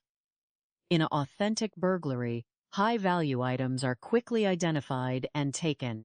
Here, the electronic equipment, personal belongings, and other easily transportable valuables remained completely untouched. The scene bore the hallmarks of a staged ransacking, a deliberate attempt to mislead the police into believing that a random home invasion had occurred, when in reality, the perpetrator had entered the home with a singular, deliberate intent to end Adrienne Zapata's life. To understand why someone would want to harm a man like Adrienne, detectives had to look back at the trajectory of his life, a story characterized by hard work, resilience, and the pursuit of the American dream. Adrienne Zapata was born near Lima, Peru, on the 27th of June, 1955. His early years were marked by instability, as his young parents were not yet prepared for the responsibilities of raising a child. It was his paternal grandparents who stepped forward, providing him with a stable upbringing and instilling in him a strong sense of ambition and work ethic. Determined to build a successful future, Adrienne attended college in Peru, earning a degree in business accounting, and eventually securing a position as an instructor at a technical academy. It was there that he met his first wife, Annie Villegas. The couple married in 1978 and soon welcomed a son, Renzo. However, during the 1980s, the economic and social climate in Peru deteriorated significantly, with rising inflation and escalating instability threatening the safety and future of young families. Driven by a desire to provide a better life for his wife and son, Adrienne made the difficult decision to emigrate to the United States in 1986, leaving his family behind temporarily while he established a foothold in a new country. Adapting to life in America was a slow and challenging process. Despite his professional status as an educator in Peru, Adrienne had to start over at the bottom, working various low-paying, demanding odd jobs to save enough money to bring his family to join him. Through perseverance, he eventually pursued education in the medical field, earning his license to practice as a professional nurse. This career transition marked a significant financial turning point, allowing him to achieve the stable middle-class lifestyle he had envisioned. His family was finally reunited, and for many years, they lived a comfortable, productive life. Over time, however, the prolonged periods of separation during those early years took an undeniable toll on Adrienne and Annie's marriage. Though they remained dedicated parents, providing a supportive environment for their son through his college graduation, they eventually made the amicable decision to divorce in 2007. Now a 53-year-old bachelor, Adrienne found himself free from the heavy responsibilities that had defined his adult life. He began traveling frequently to his native Peru, reconnecting with old friends and investing in a luxurious penthouse apartment in Lima. It was during one of these visits that he met Olga Vasquez, a charismatic woman 20 years his junior. To Adrienne's friends and family, he appeared completely transformed, deeply in love, and eager to start a new chapter. He expressed a desire to marry Olga, bring her and her 2 young sons to the United States, and eventually retire with her to a comfortable life in Peru. In 2010, they were wed, and by 2013, Adrienne had successfully sponsored Olga and her children to join him in California. But the domestic bliss Adrienne had envisioned was short-lived. Only 11 months after their arrival in the United States, his life was tragically cut short, leaving investigators with the task of untangling a web of relationships to find the motive behind his death. As the forensic team meticulously documented the crime scene, they looked for physical clues that could point toward an intruder. Curiously, there were no signs of forced entry on any of the doors or windows, indicating that whoever had entered the apartment either possessed a key or was welcomed inside by the victim. A search of the victim's vehicle parked outside revealed another unusual detail. In the trunk of Adrienne's car, resting openly beside a child's booster seat and a sports bag, was a piece of oversized feminine lingerie alongside a package of personal protection products. Given Olga's slender build, this item did not appear to belong to her. This discovery raised immediate questions for the detectives. Was Adrienne involved in an extramarital relationship? And could a jealous partner or spouse be responsible for the crime? When investigators initially presented this finding to Olga during her interview at the police station, her reaction was one of profound shock and tearful disbelief. She suggested that if Adrienne had been unfaithful, it might explain his secretive behavior in recent months, noting that she had occasionally heard him speaking in hushed tones on the phone and had noticed unfamiliar text messages. Yet she maintained that she had no knowledge of any specific individuals and insisted that she and her husband shared a loving, stable relationship.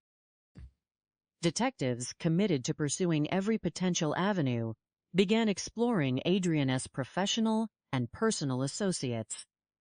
They discovered that several years prior, Adrienne had partnered with 2 associates to open a traditional Peruvian restaurant.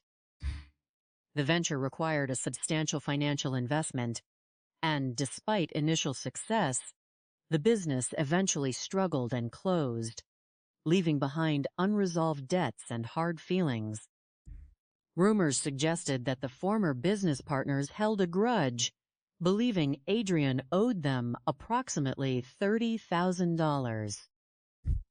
Homicide detectives tracked down and interviewed these former business partners, carefully reviewing their financial records, personal histories, and locations at the time of the crime.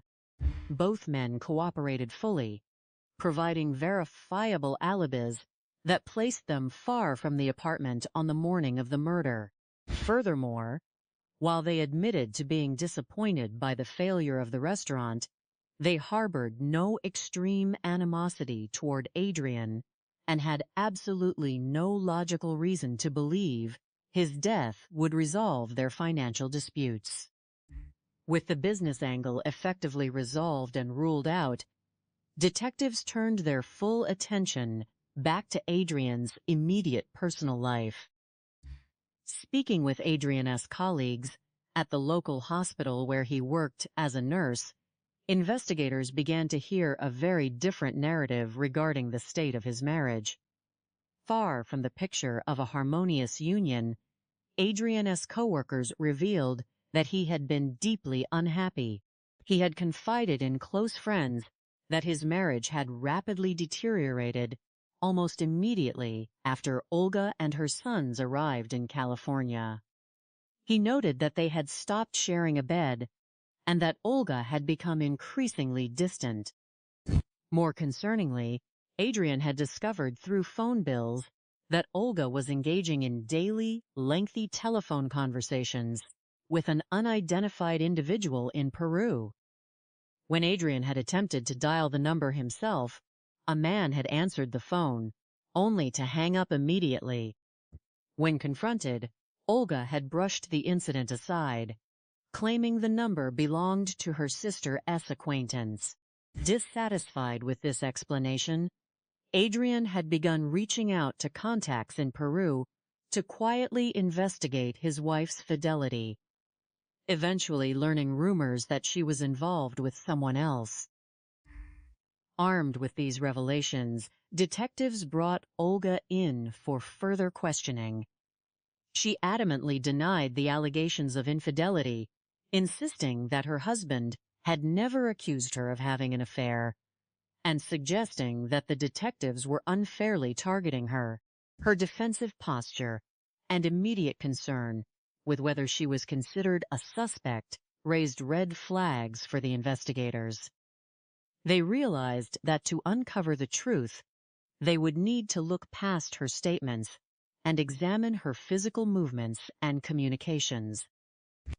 A team of surveillance officers was assigned to monitor Olga's activities, and a tracking device was legally authorized and placed on her vehicle.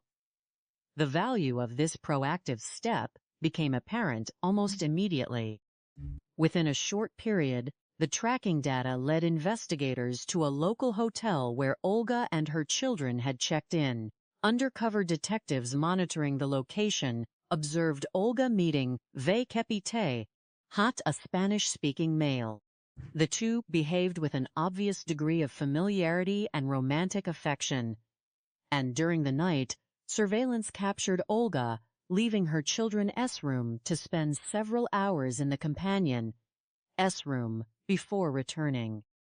By contacting the Hotel S front desk, investigators identified the man as Roberto Saavedra. A background check revealed that Roberto had traveled to the United States from Peru on a temporary 32-day tourist visa several months prior, but had failed to board his return flight, remaining in the country illegally. To establish a physical link, an undercover officer followed Roberto to a public location and discreetly collected a discarded water bottle he had used, allowing the crime laboratory to extract a sample of his genetic material. As the pieces of the puzzle began to fall into place, detectives recognized the need for deep analytical examination of the suspect's communications. Search warrants were obtained for the telephone records of both Olga and Roberto. The analysis of these records revealed a highly sophisticated and coordinated effort to conceal their relationship. Although they had seemingly stopped communicating on their public phones months before the crime, Further investigation revealed that Roberto was in regular contact with a secret, secondary mobile device. By mapping the location data of this secondary phone, investigators discovered that its movements mirrored Olga's daily routine precisely, proving that she was using a clandestine device to maintain constant contact with her lover. The level of organization and premeditation was starting to become clear. This was not a crime of passion, but a carefully orchestrated conspiracy designed to eliminate Adrienne while securing a future for the two lovers. The analysis of the cell tower records from the night before and the morning of the murder provided the critical timeline of events. The records indicated that Roberto had traveled from his residence in Van Nuys down to Westminster on the evening before the crime, remaining parked just outside Adrienne's apartment complex throughout the night. At approximately 8 in the morning, just as Olga departed the apartment with her children under the guise of taking them to school and running errands, the communication between their devices temporarily ceased. Forensic evidence indicated that the crime occurred during this precise window of silence. Crucially, the location data showed that when Roberto's phone was activated again, shortly after the crime, it was in the immediate company of Olga's secret phone. Instead of remaining in the Westminster area, the secret phone traveled north to Van Nuys, alongside Roberto's device, indicating that he had taken the secret phone with him after leaving the scene, likely to ensure that Olga would not be found in possession of any incriminating devices when she returned to discover her husband's body. To stimulate communication between the suspects and gather direct evidence, the investigative team decided to employ a tactical ruse, a common and effective technique in complex homicide investigations.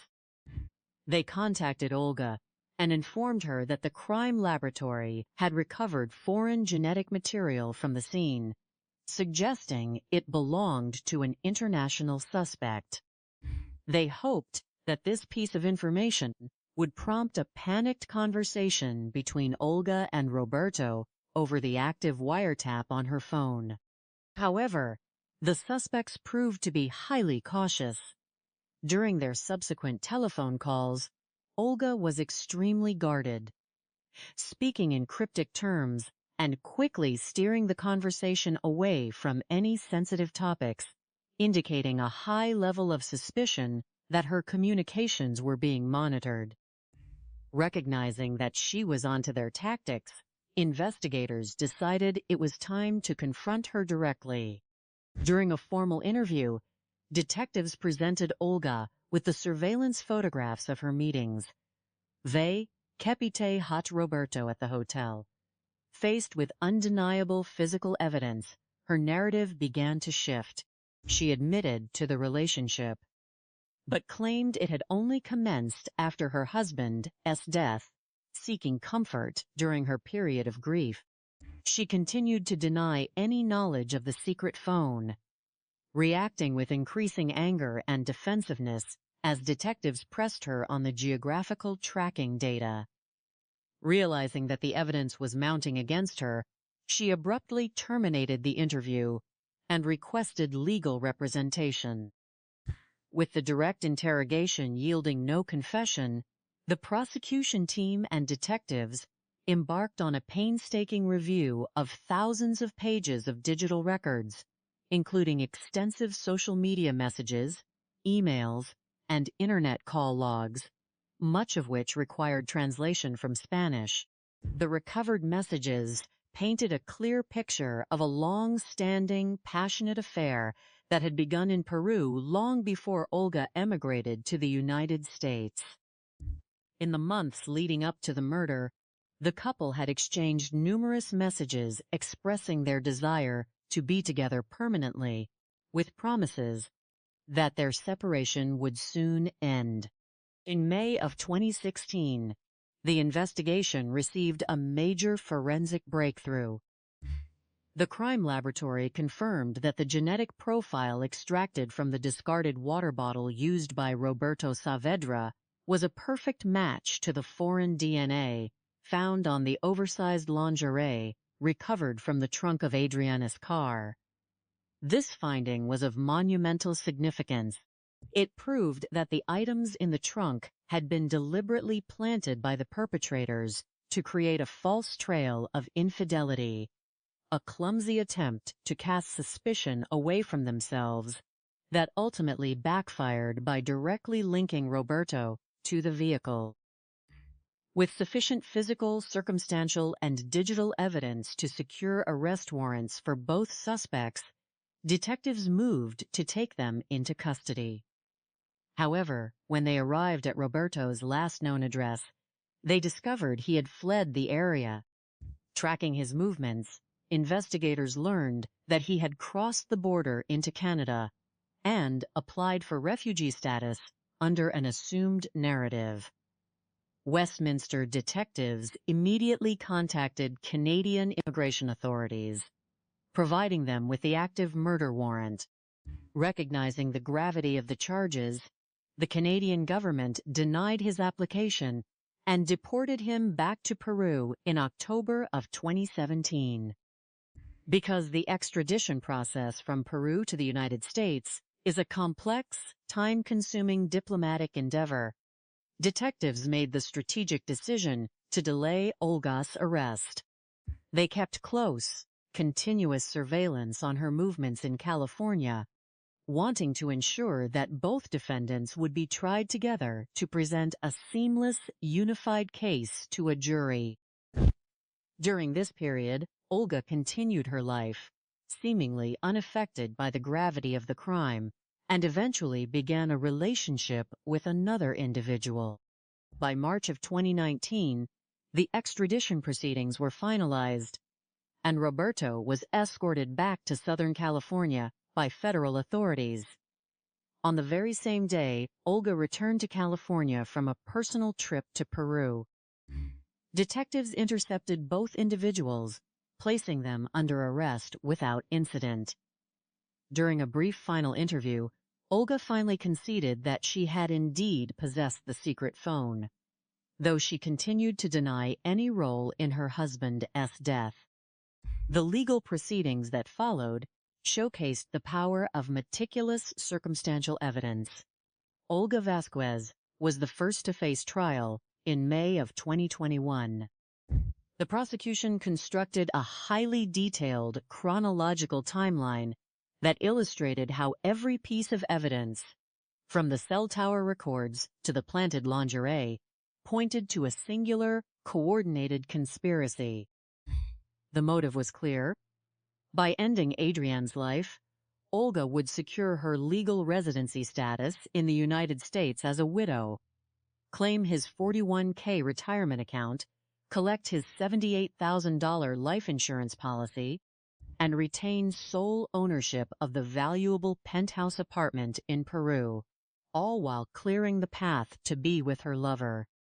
Despite the defense arguments highlighting the lack of direct physical evidence placing Olga at the scene of the crime itself, the jury recognized the overwhelming weight of the conspiracy. After careful deliberation, they returned a verdict of guilty of murder in the first degree. Olga was subsequently sentenced to 25 years to life in state prison. In July of 2023, Roberto Saavedra was also brought to trial, found guilty and sentenced to life in prison without the possibility of parole, bringing a long-awaited measure of justice to Adrienne Zapata's family. Analyzing the motives behind this tragic case reveals a sobering truth about the destructive nature of unchecked greed and manipulation. For Olga, Adrienne was not a partner, but a gateway to a prosperous lifestyle and legal immigration status in the United States. When the reality of suburban life in California failed to match the grand expectations she had formed while living in a luxury penthouse in Lima, And when Adrienne began to realize he was being used, she faced the prospect of a divorce that would strip away her immigration status and return her to Peru. Rather than accept this outcome, she chose a path of absolute betrayal, manipulating a devoted partner into committing a terrible act on her behalf. This case occurs with tragic frequency because of the inherent imbalance in relationships built on deception rather than mutual respect. When one partner views the other merely as a means to an end, the boundaries of morality can easily erode under the pressure of self-interest. The sophistication of these criminals, while seemingly high in their planning of staged burglaries and secret phones, ultimately failed because they underestimated the thoroughness of modern forensic science and digital tracking. They believed that by creating a false narrative of infidelity and random theft, they could outsmart the system. Yet, every action they took to cover their tracks left a digital and physical footprint that investigators were able to reconstruct step by step.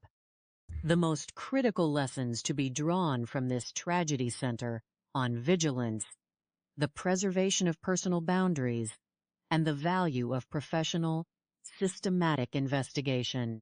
For individuals in relationships where there is a profound disparity in expectations or sudden, unexplained secrecy, it is vital to address these issues openly and seek legal and personal counsel early. Trust is the foundation of any healthy partnership, and when that trust is systematically eroded, it can serve as a warning sign of deeper underlying issues. For law enforcement, this case highlights the immense value of patience, technological integration, and international cooperation. By utilizing cell tower triangulation, digital forensics, undercover surveillance, and strategic ruses, the Westminster Police Department was able to build an airtight case that withstood the scrutiny of the courtroom. The dedication of these officers, who spent years tracking suspects across continents and translating thousands of communications, serves as a powerful testament to the pursuit of justice, ensuring that those who seek to profit from the harm of others are ultimately held accountable. The intricate tapestry of human relationships is built upon the foundational element of mutual trust, a delicate bond that, when severed by the dark impulses of greed and manipulation, can lead to the most devastating of consequences. In the study of domestic tragedies, one frequently observes a recurring and deeply troubling pattern where the sanctuary of the home is transformed into a stage for calculated malevolence. These cases occur with a sobering frequency because they often involve an asymmetry of expectations, where one individual approaches a union with genuine affection and a desire to build a shared future, while another views it purely through the cold, transactional lens of opportunism and self-interest. When these divergent paths collide, the resulting friction often manifests in a quiet, creeping hostility that remains hidden behind a facade of normalcy until it finally erupts into violence. The tragic fate of Adrienne Zapata, a beloved father, husband, and dedicated healthcare professional, serves as a profound and poignant illustration of this dynamic. His life was defined by hard work, resilience, and an unwavering commitment to his family, yet his journey was cut short by a conspiracy born of deep-seated deception and an absolute disregard for human life. To understand how such a tragedy unfolds, one must analyze not only the sequence of events that led to his untimely passing, but also the psychological mechanisms of his betrayers, the intricate web of digital clues they left behind, and the relentless pursuit of justice by law enforcement professionals who refuse to let an international border stand in the way of accountability. The journey of Adrienne Zapata began far from the quiet suburban streets of Westminster, California, where his life would eventually reach its tragic conclusion. Born near Lima, Peru, on June 27, 1955, Adrienne entered a world that presented immediate challenges. His parents were exceptionally young at the time of his birth and were unprepared for the immense responsibilities of raising a child. Recognizing the need for stability, his paternal grandparents stepped into the role of guardians, providing him with the guidance and support that would shape his character. Rather than allowing his early struggles to embitter him, Adrienne channeled his circumstances into a driving ambition. He pursued higher education with diligence, eventually qualifying as a business accountant and securing a position as an instructor at a technical institute in Peru. It was during this period of academic professional life that he met his first wife, Annie Villegas. Adrienne was characterized by his friends and family as a man of great charisma, humor, and optimism, possessing a distinct spark that drew people to him. Annie was drawn to his serious yet warm nature, and the two were married in 1978, welcoming their son, Renzo, shortly thereafter. As the political and economic landscape of Peru grew increasingly volatile during the 1980s, Adrienne made the difficult decision to seek a better life for his family in the United States. In 1986, he departed for California, leaving behind his wife and young son with the promise that he would work tirelessly to establish a secure foothold and eventually bring them to join him. This transition was marked by immense personal sacrifice, as a man who had been a respected professor in his homeland was forced to begin anew at the very bottom of the professional ladder, working a series of low-paying, demanding jobs. Through sheer determination and an unyielding work ethic, Adrienne eventually earned his license as a vocational nurse, a professional leap that significantly improved his financial circumstances and allowed his family to join him in America. They had seemingly achieved the American dream, a testament to Adrienne's devotion as a father and husband. However, the long years of physical separation had taken an irreversible toll on his marriage to Annie. With profound maturity and a shared commitment to their son's well-being, they chose to remain together as supportive friends until Renzo graduated from college in 2007, after which they finalized an amicable divorce. At the age of 53, Adrienne found himself a bachelor once more, free from the heavy family responsibilities he had carried for decades. He began traveling back to Peru to reconnect with his roots and celebrate his successes, investing in a beautiful penthouse apartment in Lima that served as a luxurious retreat where he could entertain old friends.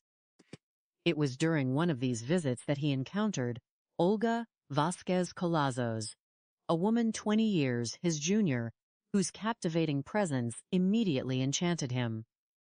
Overjoyed by this new chapter of romance, Adrienne believed he had found a partner with whom he could share his eventual retirement. They were married in 2010, and by 2013, Adrienne had successfully navigated the complex legal processes to bring his new wife and her 2 young sons to live with him in the United States. His ultimate goal was simple and noble: to work hard for a few more years in California and then retire to his penthouse in Peru to enjoy a peaceful, comfortable life with his family. However, the reality of life in America did not align with the expectations of his new bride. Olga had transitioned from living in a luxurious penthouse in Peru to a modest apartment on Brookhurst Street in Westminster, California. Despite Adrienne's stable income as a medical technician and nurse at the local hospital, He was not the incredibly wealthy man she had envisioned. The modest suburban lifestyle of a hard-working healthcare professional fell short of her materialistic aspirations, and she quickly grew dissatisfied. This disillusionment laid the groundwork for a dark and manipulative scheme. Rather than seeking an honest resolution to her marital discontent, Olga began to rekindle her connection with a former lover from Peru, Roberto Rafael Saavedra Gallardo. The relationship between Olga and Roberto was not a sudden indiscretion, but a deeply rooted affair that had persisted even during her marriage to Adrienne. The conspiracy to eliminate Adrienne began to take shape as Olga realized that a standard divorce would carry unfavorable consequences, most notably the loss of her legal immigration status in the United States and the termination of her access to Adrienne's financial assets. If Adrienne were to pass away, however, she would not only retain her residency status as a grieving widow, but would also inherit his $78,000 life insurance policy, his $62,000 retirement account, and sole ownership of the valuable penthouse in Peru. The motive was a classic combination of greed, self-preservation, and the desire to remove the sole obstacle preventing her from being with the man she truly loved. In March 2014, Roberto Saavedra arrived in the United States from Peru on a 32-day tourist visa. He did not board his return flight, choosing instead to remain in California to assist Olga in carrying out their plan. On the morning of May 22, 2014, the silence of the Westminster neighborhood was shattered when a local resident named James Luna received a frantic plea for help from his neighbor, Olga Vasquez-Collazos. Olga appeared to be in a state of absolute hysteria, claiming she had returned home to find her bedroom in disarray and her husband unresponsive. James immediately dialed 911, acting as a translator for the distressed woman as she cried in the background. Officers from the Westminster Police Department arrived at the apartment shortly after 10 in the morning and were directed to the master bedroom. There, they discovered the lifeless body of 58-year-old Adrienne Zapata lying face down on his bed. He had sustained extensive blunt force injuries to the top of his head and multiple sharp force wounds to his neck. The room itself appeared to have been thoroughly ransacked, with drawers pulled out and personal items strewn across the floor, suggesting a burglary had taken place. While officers escorted a seemingly devastated Olga to the police station to provide a detailed statement, crime scene investigators began the painstaking process of analyzing the apartment. It did not take long for seasoned detectives to notice several highly suspicious anomalies. The ransacking of the bedroom lacked the chaotic authenticity of a genuine home invasion. Despite the apparent search for valuables, nothing of actual financial worth appeared to have been taken, and high-value electronics remained untouched. Furthermore, there were no signs of forced entry on any of the doors or windows, indicating that the perpetrator either possessed a key or had been granted access by someone inside. The sheer brutality of the injuries, inflicted while the victim was resting peacefully in his bed, pointed not to an interrupted robbery, but to a highly targeted personal execution. An unexpected and highly unusual discovery in the trunk of Adrienne's vehicle further heightened the skepticism of the investigators. Tucked away next to a Child-S booster seat and a sports bag was an extra-large lingerie nightie, accompanied by a box of contraceptives, left completely in the open. Given that Olga was a woman of small stature, the size of the item suggested it did not belong to her. When presented with photographs of these items during her interview, Olga reacted with wide-eyed shock, questioning whether her husband might have been engaged in an extramarital affair. She painted a picture of a secretive husband who received mysterious text messages and made private phone calls, suggesting that this alleged infidelity might hold the key to his demise. However, the detectives refused to accept this narrative at face value. They recognized that the placement of the lingerie was altogether too convenient, resembling a staged attempt to deflect suspicion from the household and guide the police toward a non-existent rival. To uncover the truth, investigators reached out to Adrienne's friends and colleagues at the hospital. The individuals who knew him best painted a completely different picture of the household dynamics. Adrienne was described as a deeply devoted husband who spoke of his wife constantly, but who had recently grown troubled by her behavior. A close coworker, Ruth Sevilla, revealed that the marriage had deteriorated significantly within a month of Olga's arrival in the United States. Adrienne had discovered cellular telephone records indicating that Olga was engaged in daily, lengthy calls with an unidentified individual in Peru. When Adrienne dialed the number to confront the caller, a male voice answered and immediately terminated the connection. Adrienne's subsequent inquiries with contacts in Peru confirmed his worst fears. His wife was involved with another man. Armed with this critical context, the focus of the investigation shifted squarely toward Olga. Detectives utilized a combination of physical surveillance and modern technology to monitor her movements, obtaining a warrant to place a tracking device on her vehicle. Almost immediately, this tactical decision yielded results. Investigators tracked Olga to a local hotel where she had checked in under the pretense of seeking solitude. Undercover officers watching the location observed her meeting with a male Hispanic companion.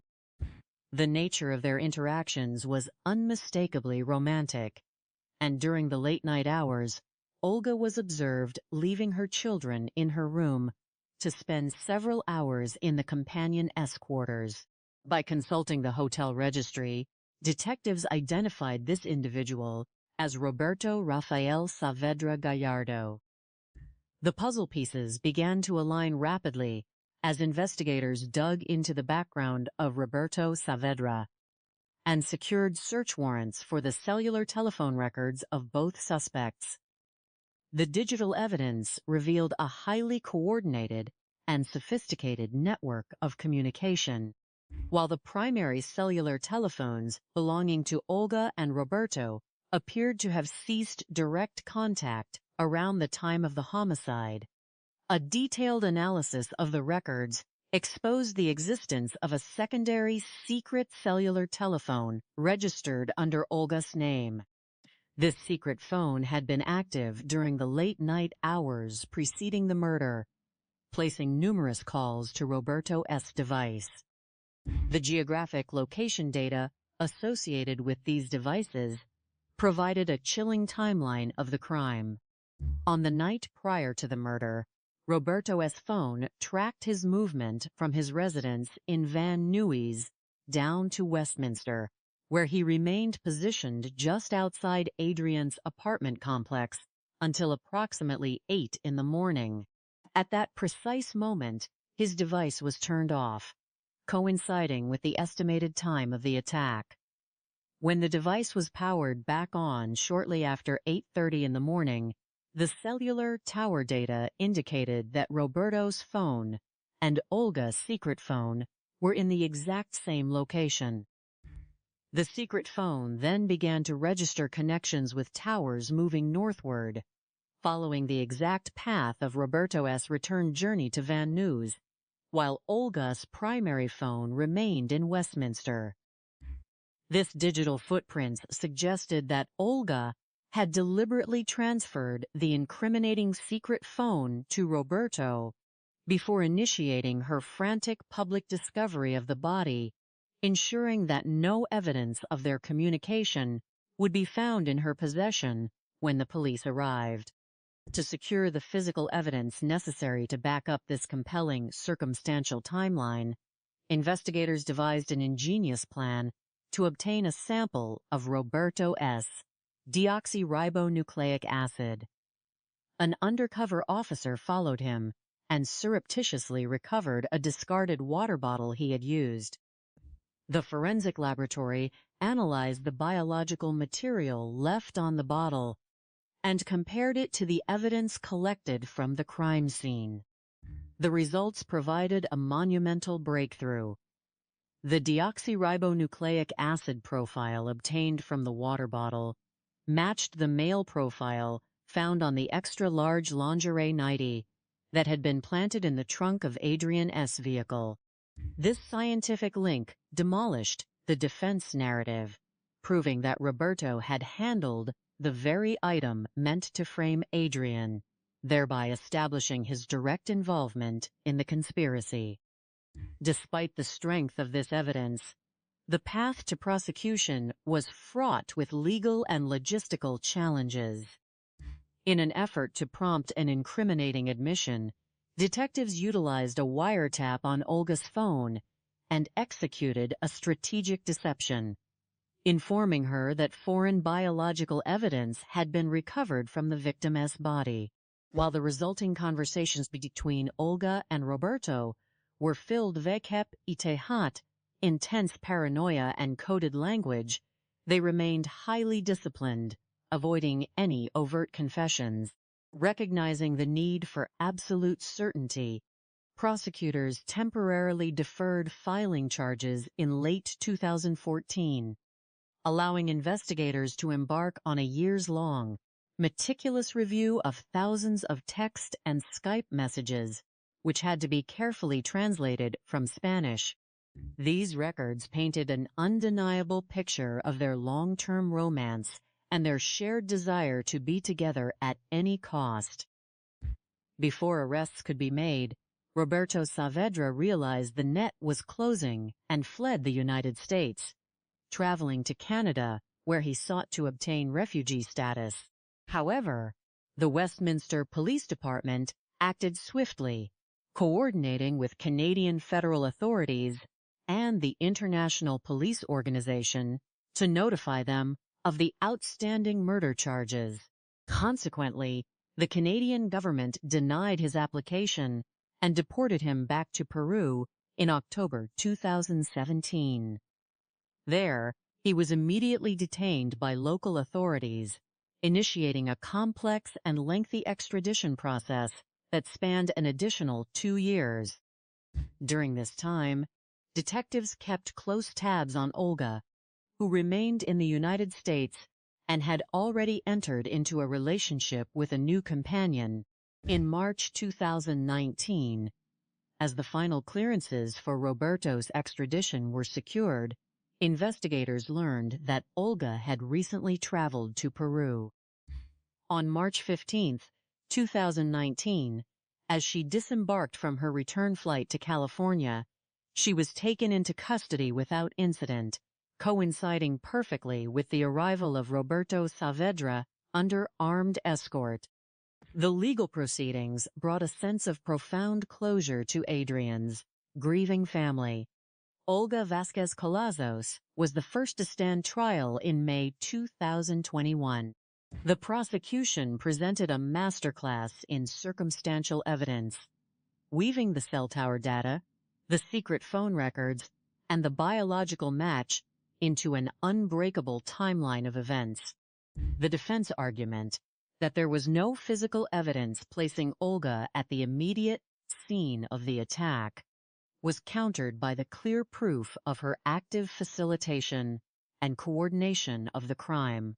The jury deliberated for only a few hours before finding her guilty of first-degree murder and conspiracy, resulting in a sentence of 25 years to life in state prison. In July 2023, Roberto Rafael Saavedra Gallardo was also brought to trial. The jury quickly returned a guilty verdict, convicting him of first-degree murder with the special circumstance of financial gain. which carried a mandatory sentence of life in prison without the possibility of parole.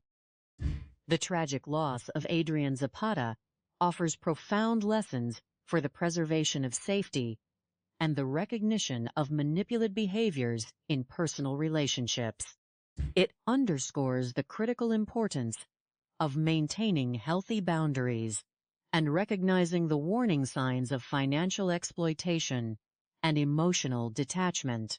Often, victims of such crimes are individuals of immense generosity who choose to overlook inconsistencies in their partner's behavior out of a sincere desire to support them.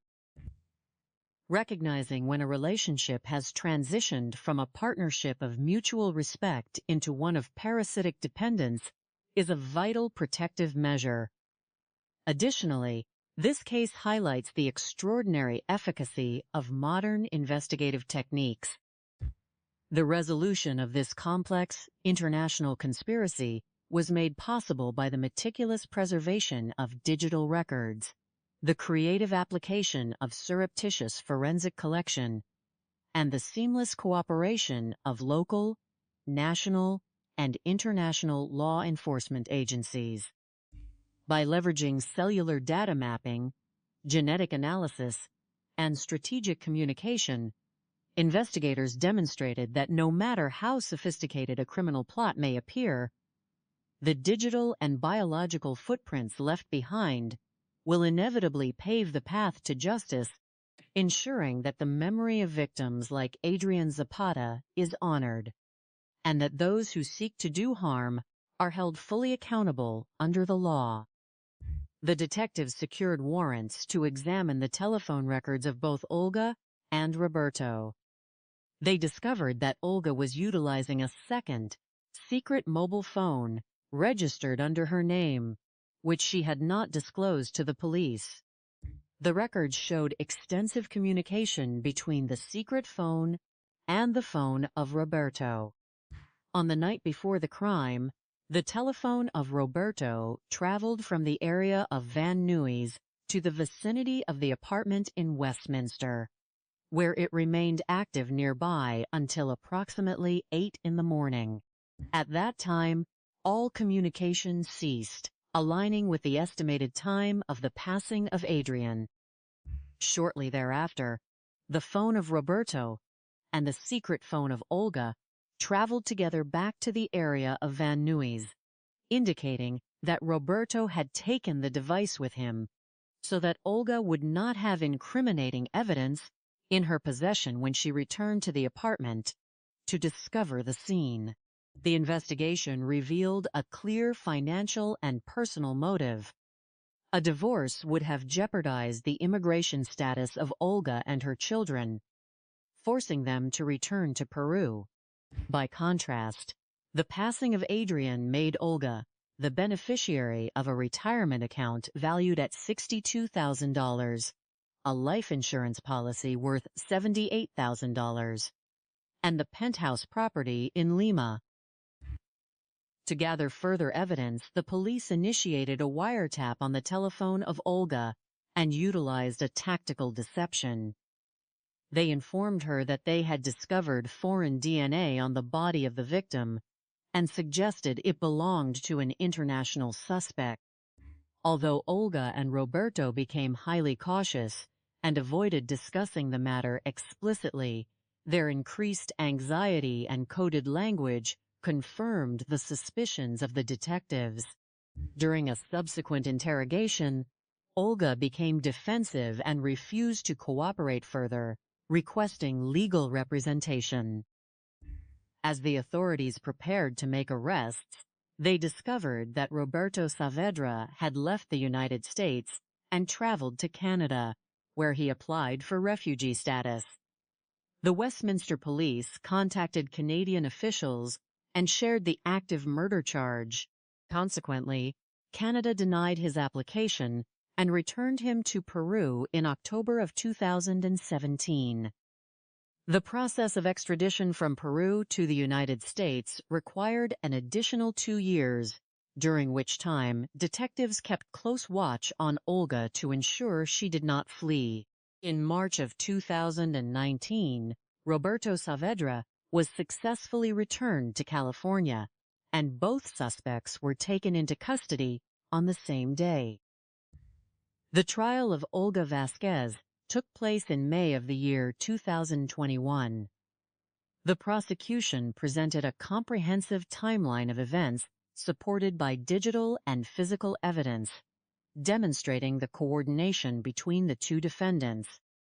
The jury found her guilty of murder in the first degree, and she was sentenced to a term of 25 years to life in state prison. In July of the year 2023, Roberto Saavedra was also convicted and received a sentence of life in prison without the possibility of parole. This case offers several profound insights into the psychology of crime and the importance of professional investigation. The primary motives of greed, immigration security, and personal desire drove the perpetrators to plan a highly calculated act. However, their attempts to mislead the authorities through a staged crime scene and planted evidence ultimately became the very clues that led to their identification. The case highlights how modern technology, forensic science, and international cooperation are essential tools in the pursuit of justice. For the community, this narrative serves as a reminder of the value of vigilance and the importance of healthy communication within relationships. It demonstrates that deceptive actions often leave a digital and physical trail that cannot be erased.